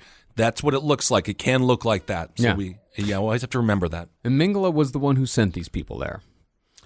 Now, the Sonderkommando, their main job was to dispose of the bodies, but they were also tasked to search the teeth of every corpse for gold caps and fillings, then pull them so they could be melted down and added to the war effort, along with whatever jewelry the victims were wearing. Then the corpses were dragged 25 at a time to the incineration room. Once there, the ovens would be opened, and bodies would be thrown in 3 at a time, every 10 minutes, into a furnace that was heated to incandescence. Once a week, the ashes would be taken out, pulverized, and loaded into trucks, where they would then be taken to the river Wisla and thrown from the banks to be washed away. Eventually, though, crematoria weren't enough to handle all of the bodies that needed to be burned. Because as one person said, and I think it was Science and the Swastika, killing people is easy. Getting rid of bodies is difficult. So the bodies, they just started throwing them into flaming trenches, and they used human body fat as an accelerant because it was cheaper and more effective than benzene. I wonder what else there is to learn about home improvement. Yeah, I could kind of go for a tool time break if possible. Because remember, we already learned that it's Glenn Borland, possibly. Which is, and it's crazy. Tim Allen, we've also learned, and again, ladies and gentlemen, we're doing this so we can all live and not emotionally cry in this podcast. And Tim Allen, we also learned he had his sweaters sent from universities in Michigan. So, okay. In one episode of Home Improvement, it said that Tim Taylor is 3 years older than his wife, Jill. Oh, okay. Okay, yeah. But in real life, Patricia Richardson is 2 years older than Tim Allen. I think he should apologize. Wow. I think that Tim Allen should apologize for this kind of lying. This is what I'm going to be lied to. I'm a home improvement fucking junkie. We call ourselves improvies. I'm a member of the improvies, and I don't know this kind of shit. Really? I'm a tool timer. I'll show within the show. Interesting. So Tim Allen, younger in real life. He should apologize. Younger in real life. And the wife, Patricia Richardson, she didn't like the one-dimensional role that she played on that show. Yeah, she wanted more of a dimension. She's complicit in these lies. Well, and I think she should also be forced to be punished and to apologize to her audience. Oh my goodness! Wow, we're learning a lot of different things today. Okay. Now, earlier, I said that most children were sent to the left, but there were a select few that were saved. See, when each transport came in, one word could be heard above all others, echoing through these train cars. Zwillinge, Zwillinge. In German, Zwillinge meant twins. And that right there was the main reason why Josef Mengele was present at most of the arrivals. It wasn't really because he enjoyed it. He just didn't trust anyone else to make sure all the twins were collected. Mengele was the only one who would show up to selections even when it wasn't his turn, just to make sure that no twins slipped through his fingers. This Dwight Schrute motherfucker out there just being a nerd about it. Like, that's the thing, too. Just being that kind of officious fucking nerd, too. Because not on top of all this shit, it's literally being like, you don't know how to do your job correctly. So it's like, it's all the layers of being a fucking shithead. Well, here was the fatal flaw in Mengele's whole plan. Oh, here it is. Yeah. I was wondering when it is, because so far it's been a fucking lock. Well, in order to truly study twins, you gotta just study identical twins. But Mengele, he took fraternal twins as well, which is pretty much about as useful as just studying siblings. There's no difference, like with fraternal twins, like there's the same difference between fraternal twins as, like, say, you and your brother, genetically. But identical twins, identical. I wish I was more identical to my brother Chris. He was a model, and he was very modeled in handsome. Milan, Italy. He is very handsome. Well, I don't know he's if he was. aging and everything like that. I am 2 years younger. I don't want not to bite our tool time, trivia, but I would have been nice if I looked more like him. Well, because of this, all of Mengele's work was completely, utterly, and totally useless. Oh, that's the saddest thing. That's not the saddest thing about all this, but it's the most infuriating thing about all this. Yeah, I mean, it's as one observer said, a scientist who was speaking on one of these documentaries. He said, when you lose all moral inhibitions, you stop caring about the rational details, and therefore it's all in vain. So literally, Jeffrey Dahmer is just as much of a scientist in trying to create a zombie as Mengele. Because all of it's shit. You can really only compare them as if Jeffrey Dahmer would have gotten a promotion for his work. And if he had shown it to an actual boss that said, Jeff, I gotta say, this is pretty great. Yeah, because this happened a couple of times, too, because that's what Mengele did. Mengele did this because these were the hot projects. The idea of being able to physically manipulate any human population to make them look like the Aryan race. That was what his job was. He was the worst version of the show Botched. That was his goal.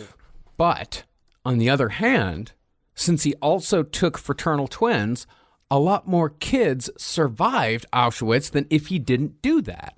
Because some pairs of brothers and sisters who just looked alike and were close in age, they were able to pass. And so, therefore, they were saved. Okay. But that's also what Mengele used as an excuse afterwards to his fucking son, where he's just being like, but no, I mean, how many people would have gone to the crematorium if I wasn't doing my experiments? Just being like, yeah, buddy. Yeah, good. Oh, yeah? And he also tried to soften a little bit. He's like, sometimes I send people to the work camps that should have gone to the crematorium, but I just send them to the work camps because that's just the kind of guy I am. It's disgusting. Someone give him the Meryl Streep Award of the best person in the world. I don't know what that award is. I don't know what it is. My God.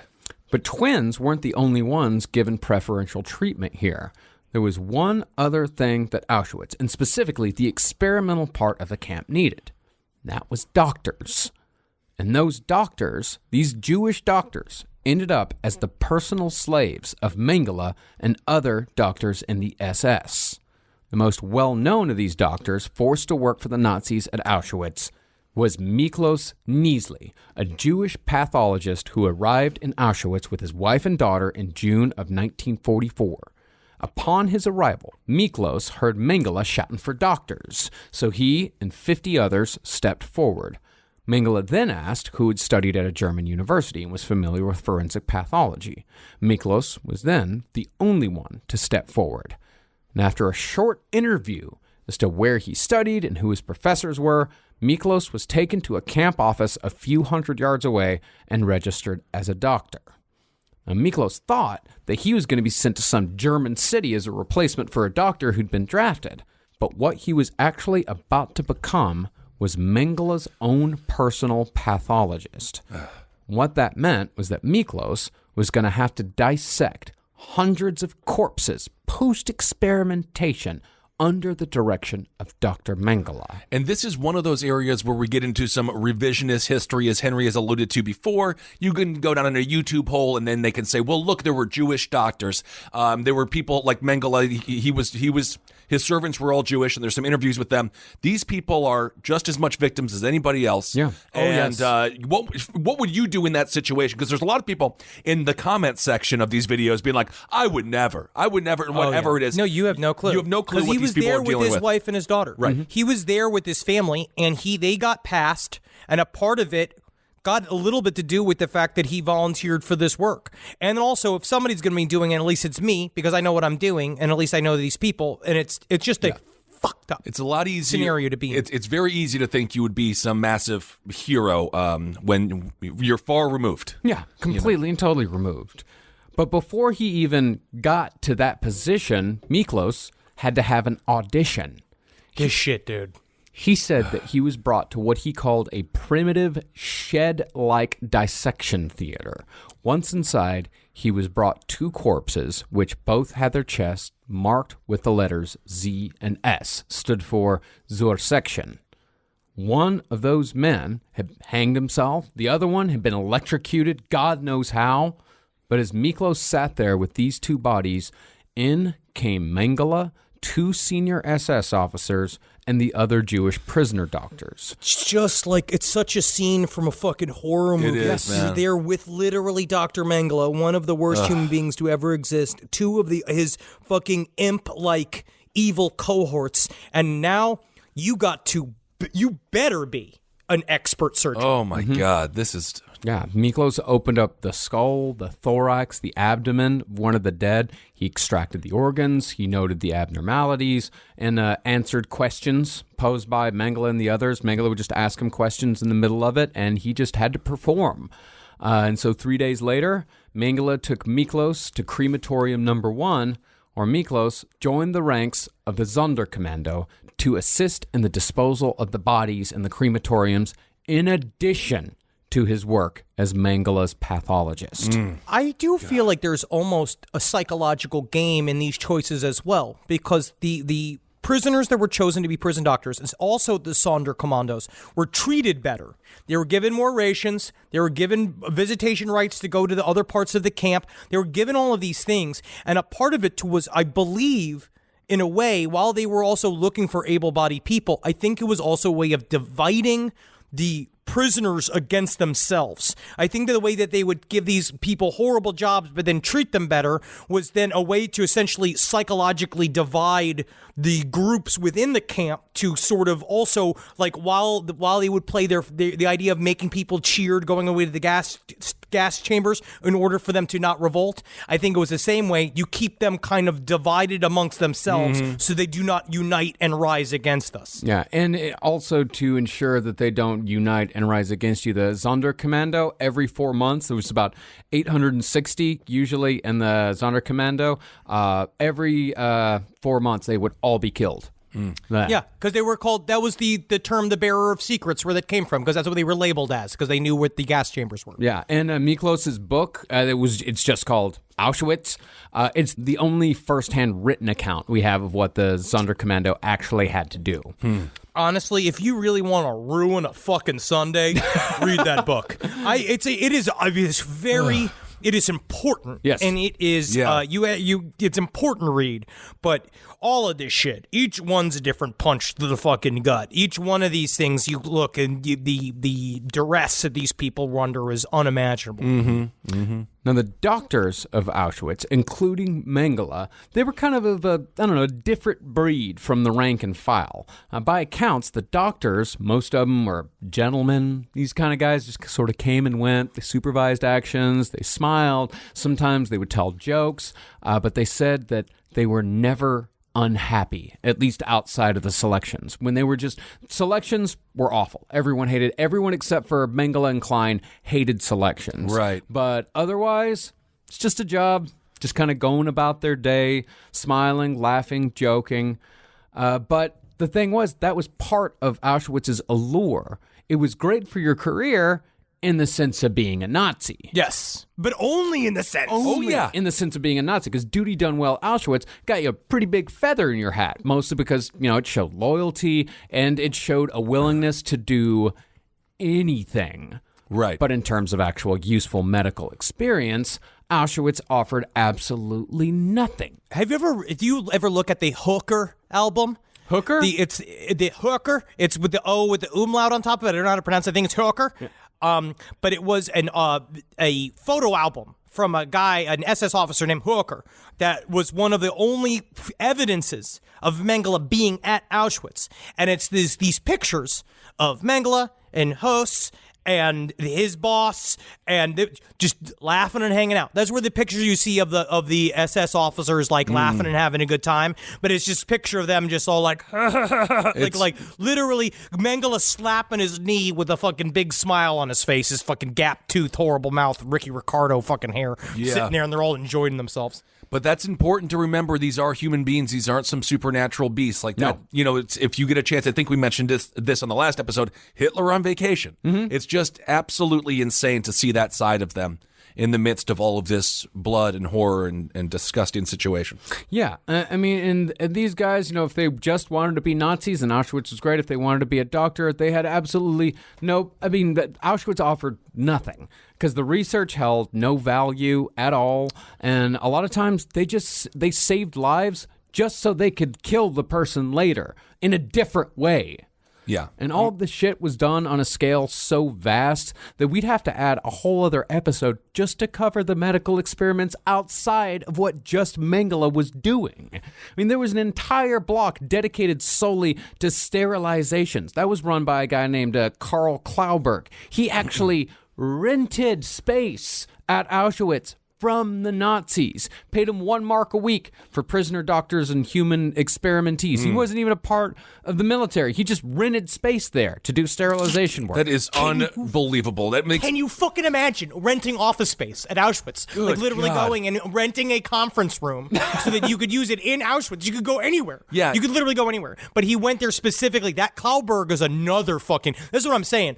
You just find another supervillain and another supervillain and another supervillain every single time you turn in this story. When you think about Auschwitz and then you're like, oh, that could be a good like WeWork type space, where I'll rent it out hourly, not bad.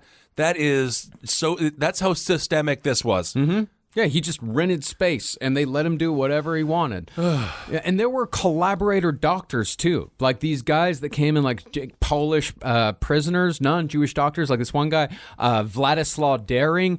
He became so enthusiastic about working with the Nazis that he'd carry around a tobacco pouch that he'd made from the scrotum of a Jewish prisoner that they had sterilized. And he'd show it to the other Jewish prisoners. This is a real life, like Nightmare Before... Is it Nightmare Before Christmas? Yes, Nightmare Before Christmas. This is real life Halloween Town. Halloween Town is fun. Halloween Town is wonderful. I know. Halloween Town. I'm not dissing Tim Burton's Halloween Town. I understand. It is more of a children's movie. I am just saying, if the Boogie Woogie Man ran the show and there was no Jack Skeleton to take him down, that is what we would have. So you're saying this is the logical end of the Oogie Boogie Man? This is it. It's not. No, it's not. He was a villain with him. This is if Halloween Town was run by Nazis. And I would assure you that is honestly, what a fantastic film. Jack Skeleton versus the Nazis is a fucking great movie. I want to see another Jack Skeleton movie. We don't know the political leanings of Boogie Woogie Man. It is extremely possible that he was a Nazi. For some reason, I view the Halloween Town as a vaguely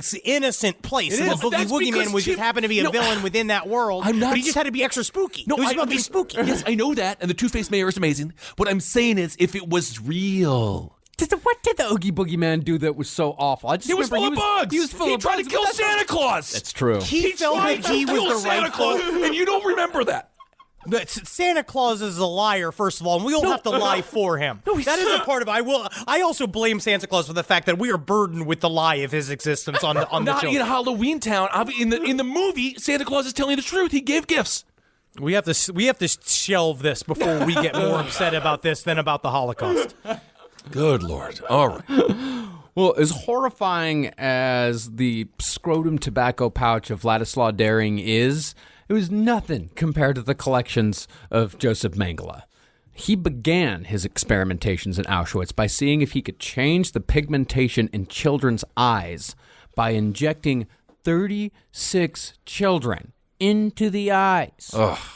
With different colored dyes, just a dye that you might use on hair or a piece of clothing. He just popped a needle in and injected it just to see what would happen. Right. And then he would dissect the eyes, and he would send some to his boss, to Hess, in order for it to get in front of Himmler, because Himmler was the kind of dude that was like, I love this shit. This is what I want to see. Because the part of it, again, was the cosmetic angle that Mengele was trying to show. Because all of this was to him being like, see how good I am? Yeah, but even before that, I mean, that's the thing, is that they didn't immediately murder them after this. They waited until there were infections. They waited until there were blindness, because they were trying to see, can we change the color of eyes just by injecting dye with a needle? But as soon as the kids are no longer useful, as soon as they were like, okay, well, we got all the information we have, they were gassed. They removed the eyes from the bodies.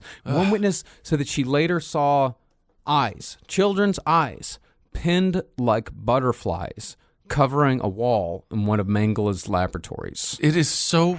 I mean, everything's infuriating, but it's also just so stupid. Yeah. It is so dumb that they could think that they would be able to do this. You and say wonder this, if man. they even thought that they could, though, or if he was just justifying his sociopathy, complete psycho mind, and just saying, like, was he? I mean, did he really think this was going to freaking work? Dude, I think that the line is blurred here. I think that he began to believe that all of this was true. I think that as he was doing this, they say that time and time again, he was a true believer.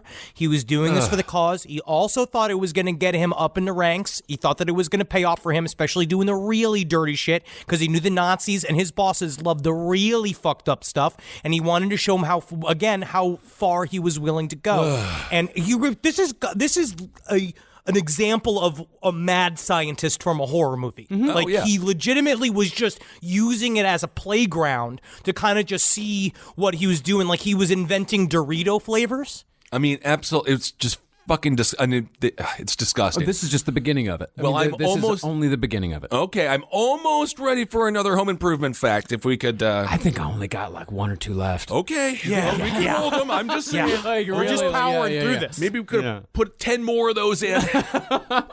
Well, these sorts of experiments, they were all a part of Mengele's plan, because in addition to the birthing aspect, Mengele also was trying to establish which attributes and disabilities were inherited genetically and which ones were acquired by lifestyle and environment. And the advantage of using twins to study these sorts of things was that one child in the pair could be used as a control group. So while one twin would endure experimentation, the other would be left alone. Then, should the experimented upon twin die after the experiment, the twin who hadn't gone through the procedure would be killed as well. And both would be dissected to compare how the experimentee's body had reacted. Or even if the child didn't die in the course of the experiment, both would be killed so they could be compared. All that mattered was the experiment. All that mattered was the result. And that there is what Mengele thought was the true value of working at Auschwitz. Because see, anywhere else, at any point in history, it was extremely rare that two twins should die in the same place at the same time. But in Auschwitz, that could happen on command, whenever he wanted. So all of the twins that were in line for Mengele's experiments were housed in Barrack 14 of Camp F in what was nicknamed the Zoo. There, the children were treated relatively well until the time came for either experimentation, death, or both. Mengele himself would actually visit the children on a regular basis and get to know them. He'd bring them chocolate, he'd bring them clothes, he'd bring ribbons for the little girl's hair, and he liked them in a particular way. One day, he walked in and freaked out at a caregiver because one of the ribbons in a little girl's hair was higher than the other.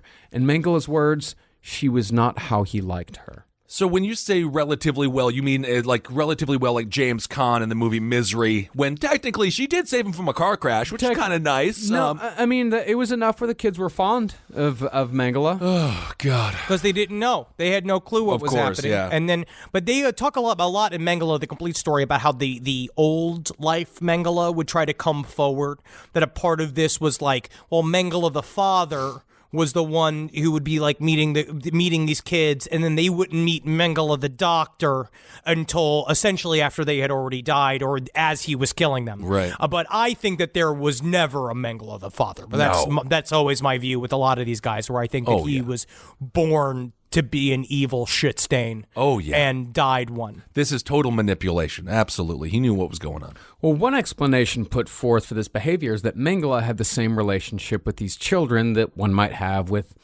lab rats. You know, you're going to have to kill the rat someday, but you might as well have a good relationship with it in the meantime. There's no reason to be mean to it, so yeah, we'll be fine, but I know one day I'm going to have to kill you. Robert J. Lifton, in his book, The Nazi Doctors, he called this phenomenon doubling. He said that there were two parts to Mengele. There was his Auschwitz self and his prior self. The prior self, that was the healer, while the Auschwitz self was the killer. And this also kind of plays in to the Nazis' entire way of looking at this shit, the healing, killing complex. And the best example of this involved a group of Jewish children who were suffering from noma, which was a disease that causes painful mouth ulcers. And Mengele, he worked and worked on experimental cures. Eventually, he cured the kids. He made them feel better, like they weren't in pain anymore. And that was his prior self. That was the actual doctor. That was the human. But once the children were cured, the Auschwitz self took over. Now that the kids were relatively healthy, they were once again a threat to the purity of the Aryan race. So as soon as they were fully recovered, they were sent to the gas chambers. It's just unexplainable. Yeah. None of this is explainable. My brain is like having a real difficult time wrapping itself around that logic or lack thereof. Another example, Mengele delivered a baby. There was a woman, she went into labor, he delivered the baby, he did it by the book, used the utmost care. It was like he had done it, he was like he was a doctor who did it 10 times a day. Even went so far, he delicately cut the umbilical cord, handed the baby to the mother, and almost immediately, both mother and child were sent to the gas chamber. Sent them both And home. he did it with the flair of like, take a look at this shit. Take a look what I can do. Like, look how good I am. Because he was a braggart and he was incredibly vain. I mean, Mengele, he even used this when the children were condemned to die. I mean, he'd take the kids sometimes, he'd take them to the chamber himself, and he turned the whole walk into a game. He called it On the Way to the Chimney. That is literally the day that the clown died. The day the clown cried. That is literally the plot of that movie. That's not literally the plot. The day the clown cried is he's trying to make the kids feel better. He's not murdering the children. I don't know. Either way, it's not a good You film. have a complete and total misunderstanding of what the plot of the day the clown cried is. It's just bad. It's just bad idea. There is a lot that we don't know about the film. It has not been. And this is all the more horrifying knowing how little care Mengele actually used when performing experiments on children. He almost never used anesthetic. He amputated limbs. He injected kids with typhus. He inflicted awful, awful wounds, all for comparative study to see how the body would react. And the level of madness only gets worse from here. It only increased from there. In one experiment, he interchanged the blood supply of two twins just to see what would happen. You know what happened? They died. In another, he sewed two children together by their backs and wrists and observed just to see what would happen. They died of gangrene. And in the event that the twins didn't die together in experiments like, the two that were sewed together had, the relatively healthy child would be killed by injecting chloroform straight into their heart, which caused almost instant heart failure. Miklos said that he witnessed Mengele personally kill 14 kids in one night using this method. In fact, on Miklos' first day, he dissected 8 Romani children under Mengele's direction because 6 out of the 8 were twins that had different colored eyes from their partner twin. It was a heterochromia. And those eyes were removed and sent to Professor Ottmar von Verschuur at the Kaiser Wilhelm Institute in Berlin in a crate marked War Materials, Urgent. And by the way, von Verschuur skated completely on this whole fucking thing. Now, his entire relationship to Mengele, completely skated, died a respected fucking scientist. That guy, I don't know what I agree. I don't know what I think about what happens after you die, but these are the type of people that, like, Verschuur is in some form of hell. Like something about that too, because he just cleaned any record of his relationship with Mengele after the war. Like, he just made it so he was just like, if I don't know what happened, and just covered his eyes. Right. Like many people that lasted in Germany throughout World War II. Yeah, von Verschuur was the one who pushed Mengele into it. It's just like, no, you should go to Auschwitz. Go on. He was the one that pushed him, and he was the one, and Mengele was constantly reporting back to him. And the eyes, those are far from the only things that Mengele shipped out to universities, hospitals, museums all around Germany. In one case, Mengele, during a selection, when they were all coming down the ramp, Mengele spotted a hunchback father with a son who had a deformed foot. So he took them, he gave them food, he examined them, and then just shot both of them in the back of the head. Then he had Dr. Miklos boil the bodies in iron casks so the flesh could be stripped from the bones. And then they sent the skeletons off to the Anthropological Museum in Berlin. But that's not even the worst part of that one. No, buddy. The worst part of that story was that the bodies had to be boiled for hours before the flesh would come off. So Miklos left him unattended. And when Miklos came back, he found a group of prisoners who had no idea what kind of meat was boiling, eating the boiled flesh with their hands. Okay. So Tim Allen, now he got, so the sweaters were actually from universities in University of Michigan. In Michigan. Interesting. That's where they were from, the University of Michigan. God. This is honestly maybe the hardest episode we've ever done, or at least I don't know. That is really something horrible. The Toll Time audience was actually the live studio audience. Oh, is that right? So they that actually makes sense. I actually just knew turned that. around the camera. Oh, that makes and sense. Just, you know, I should have known that. Yeah, Henry, that's why before Home Improvement tell me this earlier? I should have Home fucking known Improvement that. would start, they would say filmed in front of a live studio audience, and then wouldn't you believe it? I mean, that why was are they just the gonna Tool pay? Time Why are audience. they going to pay a whole new audience when they already got one there? Yeah, absolutely. The toilet that reclines. I mean, my God, that audience. That's the show within the show, as I've said multiple times. And that's what I would be there for. That's what I'd be there for. This is the biggest Gold Star episode we've ever done. And it's just important for you to remember why, when we do next week's episode with the Nazi hunters, why we search for him so fucking hard and try to get him. And then hopefully, if it's true, conspiracy theories are true, that the Mossad drowned him and then left him on the beach. But I don't know if they did. Man. But it would be nice it's if they did. gigantic spoiler. Well, hey, I'm sorry, it's a massive spoiler, but might as well just start it now. Might as well just talk about. Remember that we're hunting these fuckers next episode. That's right. Yep. Next episode, it's going to be a nice release from all of the rage and pain you feel right now. Well, as far as Mengele's attitude towards all this went, it was all just a part of the job, and it was a job that he absolutely adored. Now, once Miklos, he'd gotten a smudge of grease on a file, and he said that Mengele just gave him this withering glance and very, very seriously said, quote, "How can you be so careless with these files, which I have compiled with so much love?" With so much love. That was his my exact God. words, with so much love.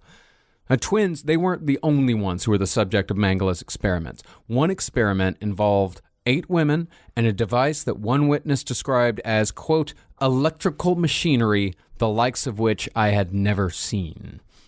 The witness never saw what Mengele actually did because the witness got the fuck out of the room as soon as Mengele entered, because that's kind of what happened. Every time Mengele would enter a room, everyone was terrified of him, so they would all find an excuse to leave as soon as they could. But this witness said that after a lot of screaming, 2 of the 8 women were dead, 5 were in a coma, and 1 was convulsing, strapped to a cot. And there was Mengele, discussing the results casually with another doctor. The whole thing was done in the pursuit of testing endurance, just to see how far they could take the human body. Which we saw in Unit 731, which we covered in an episode not too long ago. They did this kinds of thing too, but it's something about also the personalities attached to this, where Mengele was just so pleased just with having his work all the time. having a he was so casual- into it. Everybody else was horrified at their hands of it, but he was there just being like, excellent. The other thing we didn't bring up was what that room looked like, which also sounded fucking terrifying, that it was a red concrete room that you go into. It had a red floor and red walls with white, with the big marble slab in the middle of it and these white porcelain things. So it looked like it looked like Suspiria. Oh my gosh. And then just having a cordial conversation in the middle of it. Yeah.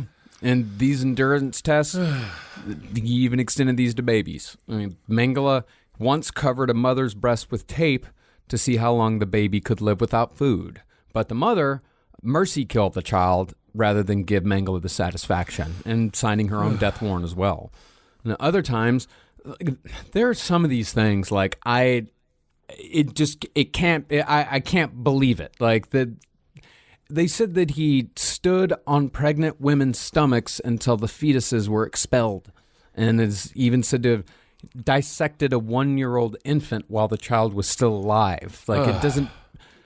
And there's shit that there's shit that it's not that it's exaggerated, but there's shit that you could look at some of those types of experiments that you're just like, I don't know if he did it, but I will say that if he felt that it could get his tongue deeper up Himmler's asshole, he would have done it. Yeah. So I don't put anything past him. Oh, I'm not going to give whatsoever. Mengele the benefit of the doubt on anything. No, definitely not. But in the middle of all this, as he was literally killing babies and needlessly amputating the limbs of children and cutting off the breasts of female prisoners for experimental materials, his wife came for a visit. Really? His wife came for a visit. But like the idea of being like, she was like, I miss you, because that's what she was saying, because he'd been gone for so long. He went out there, you can't get in contact, and he was like, you should come by the office and meet me at the office.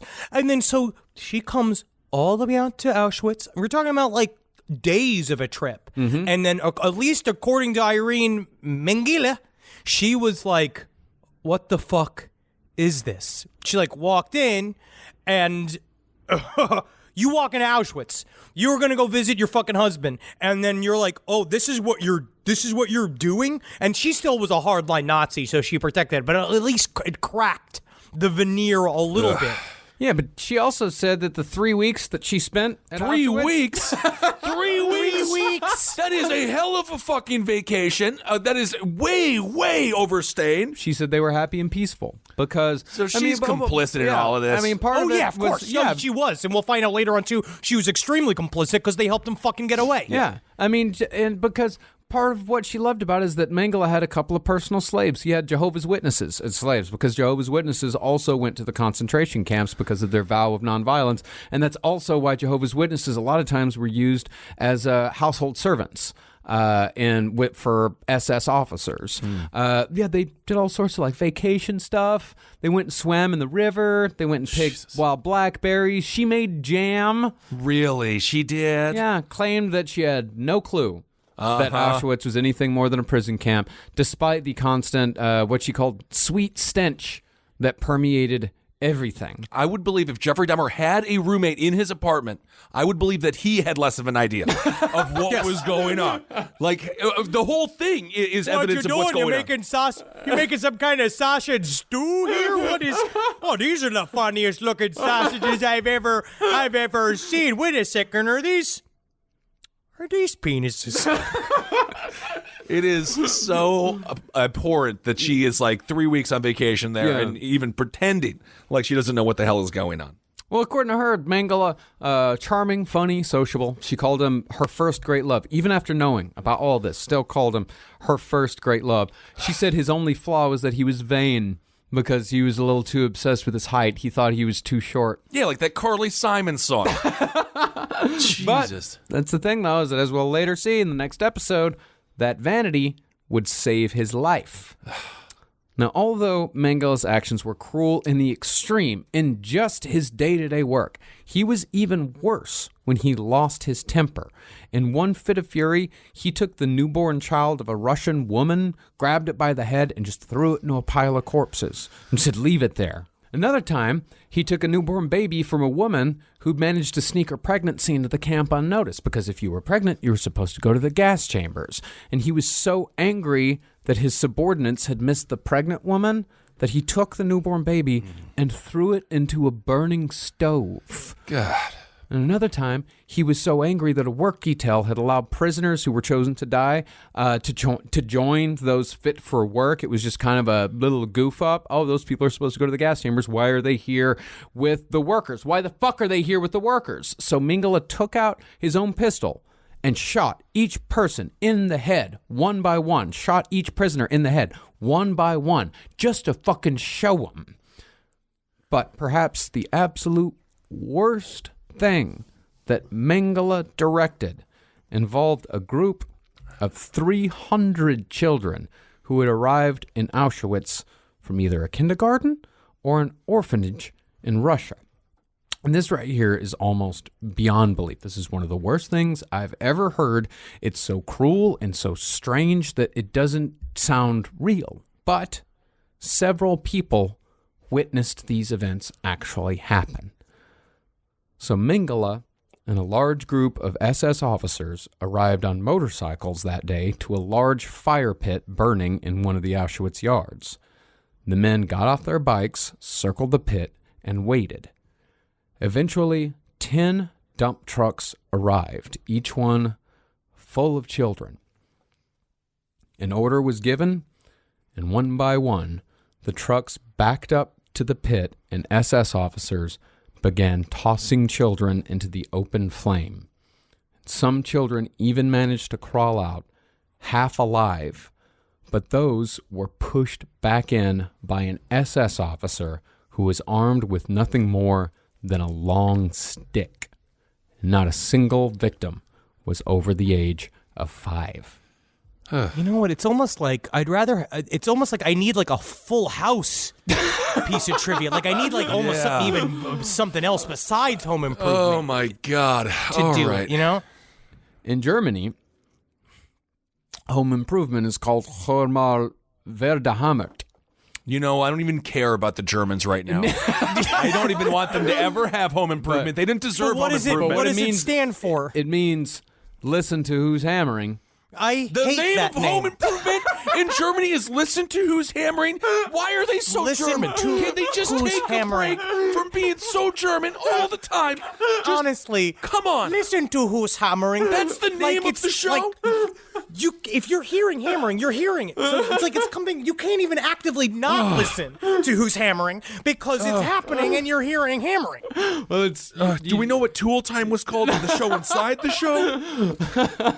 Oh my God! It's like this is devastating. But when Mengele was evaluated by his garrison commander in August of 1944, the report described Mengele's mental state as, quote, outstanding. Oh my God. Yeah, furthered the praise by saying that Mengele had the impeccable demeanor of an SS officer, while his character made him a favorite around camp. Isn't that nice? Isn't that something? Wow. But this report came just a few months before Nazi Germany, and therefore Auschwitz came to an end.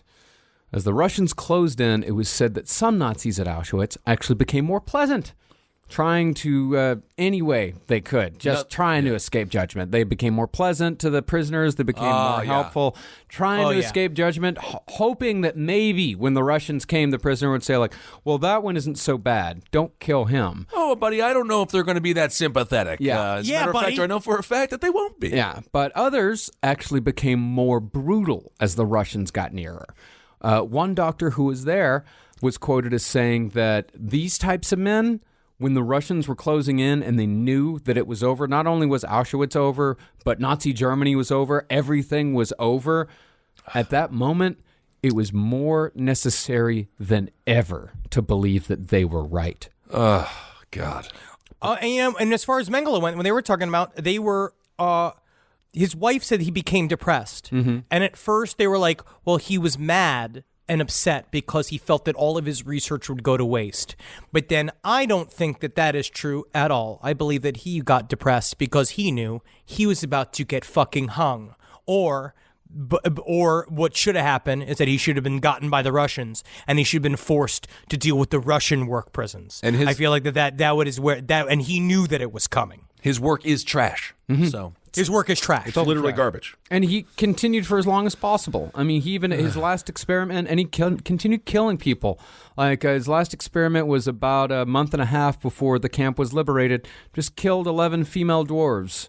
We don't even know what the experiment was about. No idea. No idea what the aim was. We just know that 11 were killed.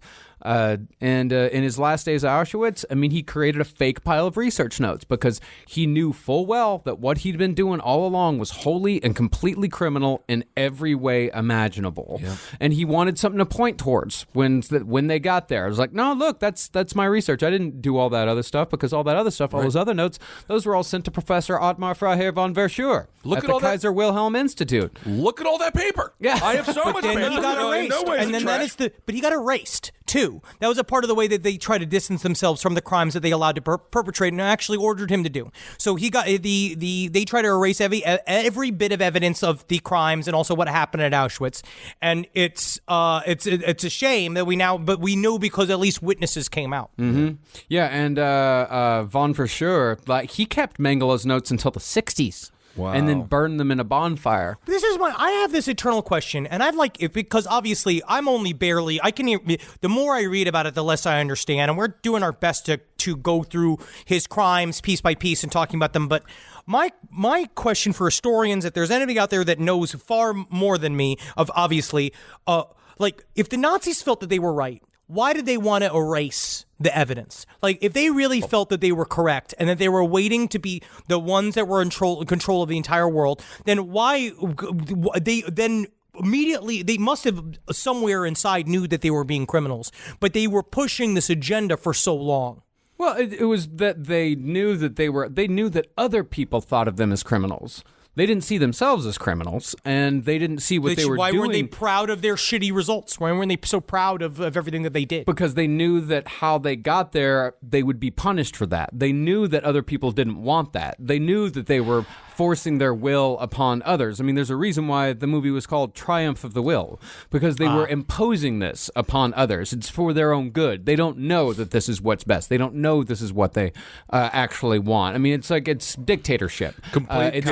It's fascism. It's all kinds of bullshit. It's like, this is what's best for them. But if they fight back, and if they don't, if they catch me doing this type of shit, and if they get into power, they're going to get all weird about it. It's complete cowardice as well. Yeah. It's just total cowardice. And as soon as, like with any bully, as soon as the script is flipped, they just, Well, that's why how many comedians were killed, because Hitler had a directive basically saying that they couldn't stand being made fun of. They were so vain and so they had such a superiority complex that they couldn't handle with anybody. They couldn't handle any sort of anti-rhetoric, anything that could possibly show that they were in the wrong, because their logic was so fucking flawed and tainted and light. It was so, easily disposed of. Totally. You could pop their logic with a pin, and they knew it. And that was the job. I mean, obviously, everyone, or the vast majority of people suffered under the Nazis, and that's why we have to always remember that comedians and truth tellers or whatever, like, that's why they're important, even if you disagree with like whatever. But we just can't lose sight of that. Well, according to Dr. Miklos, Mengele's last orders were to destroy Auschwitz completely. 2 crematoriums were demolished, while they were told to say that the third was used exclusively for natural deaths. Like, just keep the third one there, but, let's destroy the other 2. And the fourth had thankfully already been destroyed the previous October in a Sonderkommando revolt that had resulted in the deaths of 70 SS officers. Cool. It's a crazy story. It is a crazy story. The way they talk about how, like, because they would have a certain group of women were working inside of one of the munitions factories, and they would hide little bits of gunpowder in pieces of paper, and they would smuggle them out bit by bit to the people within the Sonderkommando that were trying to do the uprising, and they got enough over the years of working in the factory to blow up one of the crematoriums. It's very intense. Mm-hmm. Now, Mengele and all the rest of the Nazis fled Auschwitz on January 17th, 1945, and the camp was officially liberated by the Red Army on January 27th. Exactly, and we didn't plan this at all. No. Exactly 74 years ago to this day. This is Holocaust Remembrance Day. We did not plan this. This just sort of happened that we ended up recording this episode at the same time. It just kind of happened that way. Yeah, and we were not, we got pushed too. Yeah, we got this whole pushed. thing. We were supposed to record this last week. It's very intense. Well, while many in charge of the slaughter at Auschwitz were caught, including the commandant who ran the place, a lot of them escaped, including Mengele. But he, like all the others, spent the rest of their lives running. And that's how this series will end next week, with chasing down that sadistic fuck along with all the rest of his shithead brethren in Josef Mengele Part 3, The Nazi Hunters. Nazi Hunters. Get those fucking pieces of shit. Enough of them got. And ooh, man, oh man, oh man. Is it nice to finally switch to start reading about Nazi hunters? Yeah. Well, because now that I've been reading about that, it does make me feel a lot better, because these are the people, a lot of people did not sleep and made sure that Mengele did not sleep a night of restful rest again for the rest of his life. Yeah. And a huge, gigantic special thanks to research assistant Rachel for her help on this episode. She was great, helping out with the book by Dr. Miklos Niezli. Awesome. All right, next week we'll get the get all the frustration out. Nazi hunters. It's going to be. I'm excited to see some some vengeance, honestly, and you understand the rage and the hatred and the anger towards the German people and the Nazi Party at the end of World War II when all of this stuff came out. And we'll talk about the basically decade-long allowance of just do what you want to the Nazis. Yes. And it's obviously a very intense story, and it is a lot of horrible, grisly details. But I think a part of that is facing it. It's facing these facts. I think that people have been talking about these crimes for many, many years in different aspects. And we for us, it was more of like trying to understand Dr. Mengele, because I think that we talk a lot of times, like when we did Rasputin, or we do certain series where it's like you hear about somebody, you hear about the legend of the Angel of Death, you hear about Dr. Mengele and what he was, and a part of it is you end up putting yourself into Auschwitz, reading about it, and I hope that I can learn something from this shit, or you can learn something from this shit about, like, this is a hug your dog episode. This is like a remember that we're all human beings in this together episode, and that this kind of shit can't happen again, and that but it did happen. Oh, absolutely. And it's a stain on our species because it happened. And then all we can do is hope to live lives as much as you can that fucking rights these wrongs everywhere you go. Yeah, and especially nowadays with all this misinformation, disinformation, all these ridiculous YouTube holes you can go on. It's real. The Holocaust happened. Exactly. This is 100% fact. There is nothing. We're not some, disinfo agents. This is fucking real. Yeah. And so we got to remember that. And also, Henry, I want to correct you. It's Rasputin. Oh, yeah. It's Rasputin. All right, we also have a couple of live shows coming up that we can finally start announcing. A lot of live shows, actually. And we cannot wait to see everyone once again on the road. Last year was so exciting. Don't forget, you can watch our special from last year, www.lastpodcastlive.com. It's still fresh and it's still fun, so check that out, $6.66. So, some of the first shows we're announcing for 2019. We are thrilled on Tuesday, March 19th, we'll be in Nashville at Polk Theater. Cannot wait to go to Nashville once again. Wednesday, March 20th, we'll be in Cincinnati at the Taft Theater. And we mentioned Taft's body today. That's right. Yeah, big boys. Yeah, we can see Panzer Am. That's where Panzer Am was. Friday, March 22nd, we're going to be in beautiful Cleveland at the Masonic Auditorium. I love Cleveland. I'm really excited to go back to Cleveland. Can't wait. And Saturday, we are absolutely thrilled. March 23rd, we're going back to one of our favorite cities, Pittsburgh. At my baby's hometown. Yes, at Byham Theater, or Byham Theater. Buy some ham. Yeah. I don't know. So those are the dates. And Patreon, you'll be able to get access to those dates on Monday of this week. And that's Monday, January 28th. Yep. And then the following Wednesday, they will be available for all to purchase. So we cannot wait to see you guys. Yes. Very excited to get back on the road. We want to thank everybody for the support that they've given us in this very intense time period that we've been in. It means a lot to see how far the community goes and how many people are super supportive of the community here at Last Podcast Network, and it means the whole fucking world because we do as much as we can to make you guys laugh and be informed, and it's really nice when you guys can be there for us. Absolutely. Rest in peace, Kevin Barnett, Bird Luger. If you have any memories of Kevin that you would like to share with us, the Facebook page, which we have not plugged Facebook in quite a while, but if you go to the we are still not even a part of that Facebook page, so it's. But if you go to the Roundtable page, or you can email us at thelastpodcastnetwork@gmail.com. If you want to listen to some old Roundtable episodes, send us a favorite clip or something of Kevin Barnett. I think we're going to try to put together a little best of here. It'll take a little bit of time, but so feel free to do that. We'll definitely take your thoughts into consideration, because honestly, you all, the memories that you have all shared on social media about Kev, because it's been years of working, so it's just great to hear your thoughts. And again, we love you, Kevin, and hug your friends and remind them that you love them, because you never know. So thank you all so much for being part of our Last Podcast family. Yeah, thanks, everyone. All right, everyone. Thank you so much. Hail Satan. Hail yourselves. Again. Hail me. And let's do one. In the end. Magustalations? Yeah, I've heard that before. Yeah. I've heard that. I feel like I think that we own that name. It's right? the name of our company, Henry. Oh, good. We have one. Oh, good.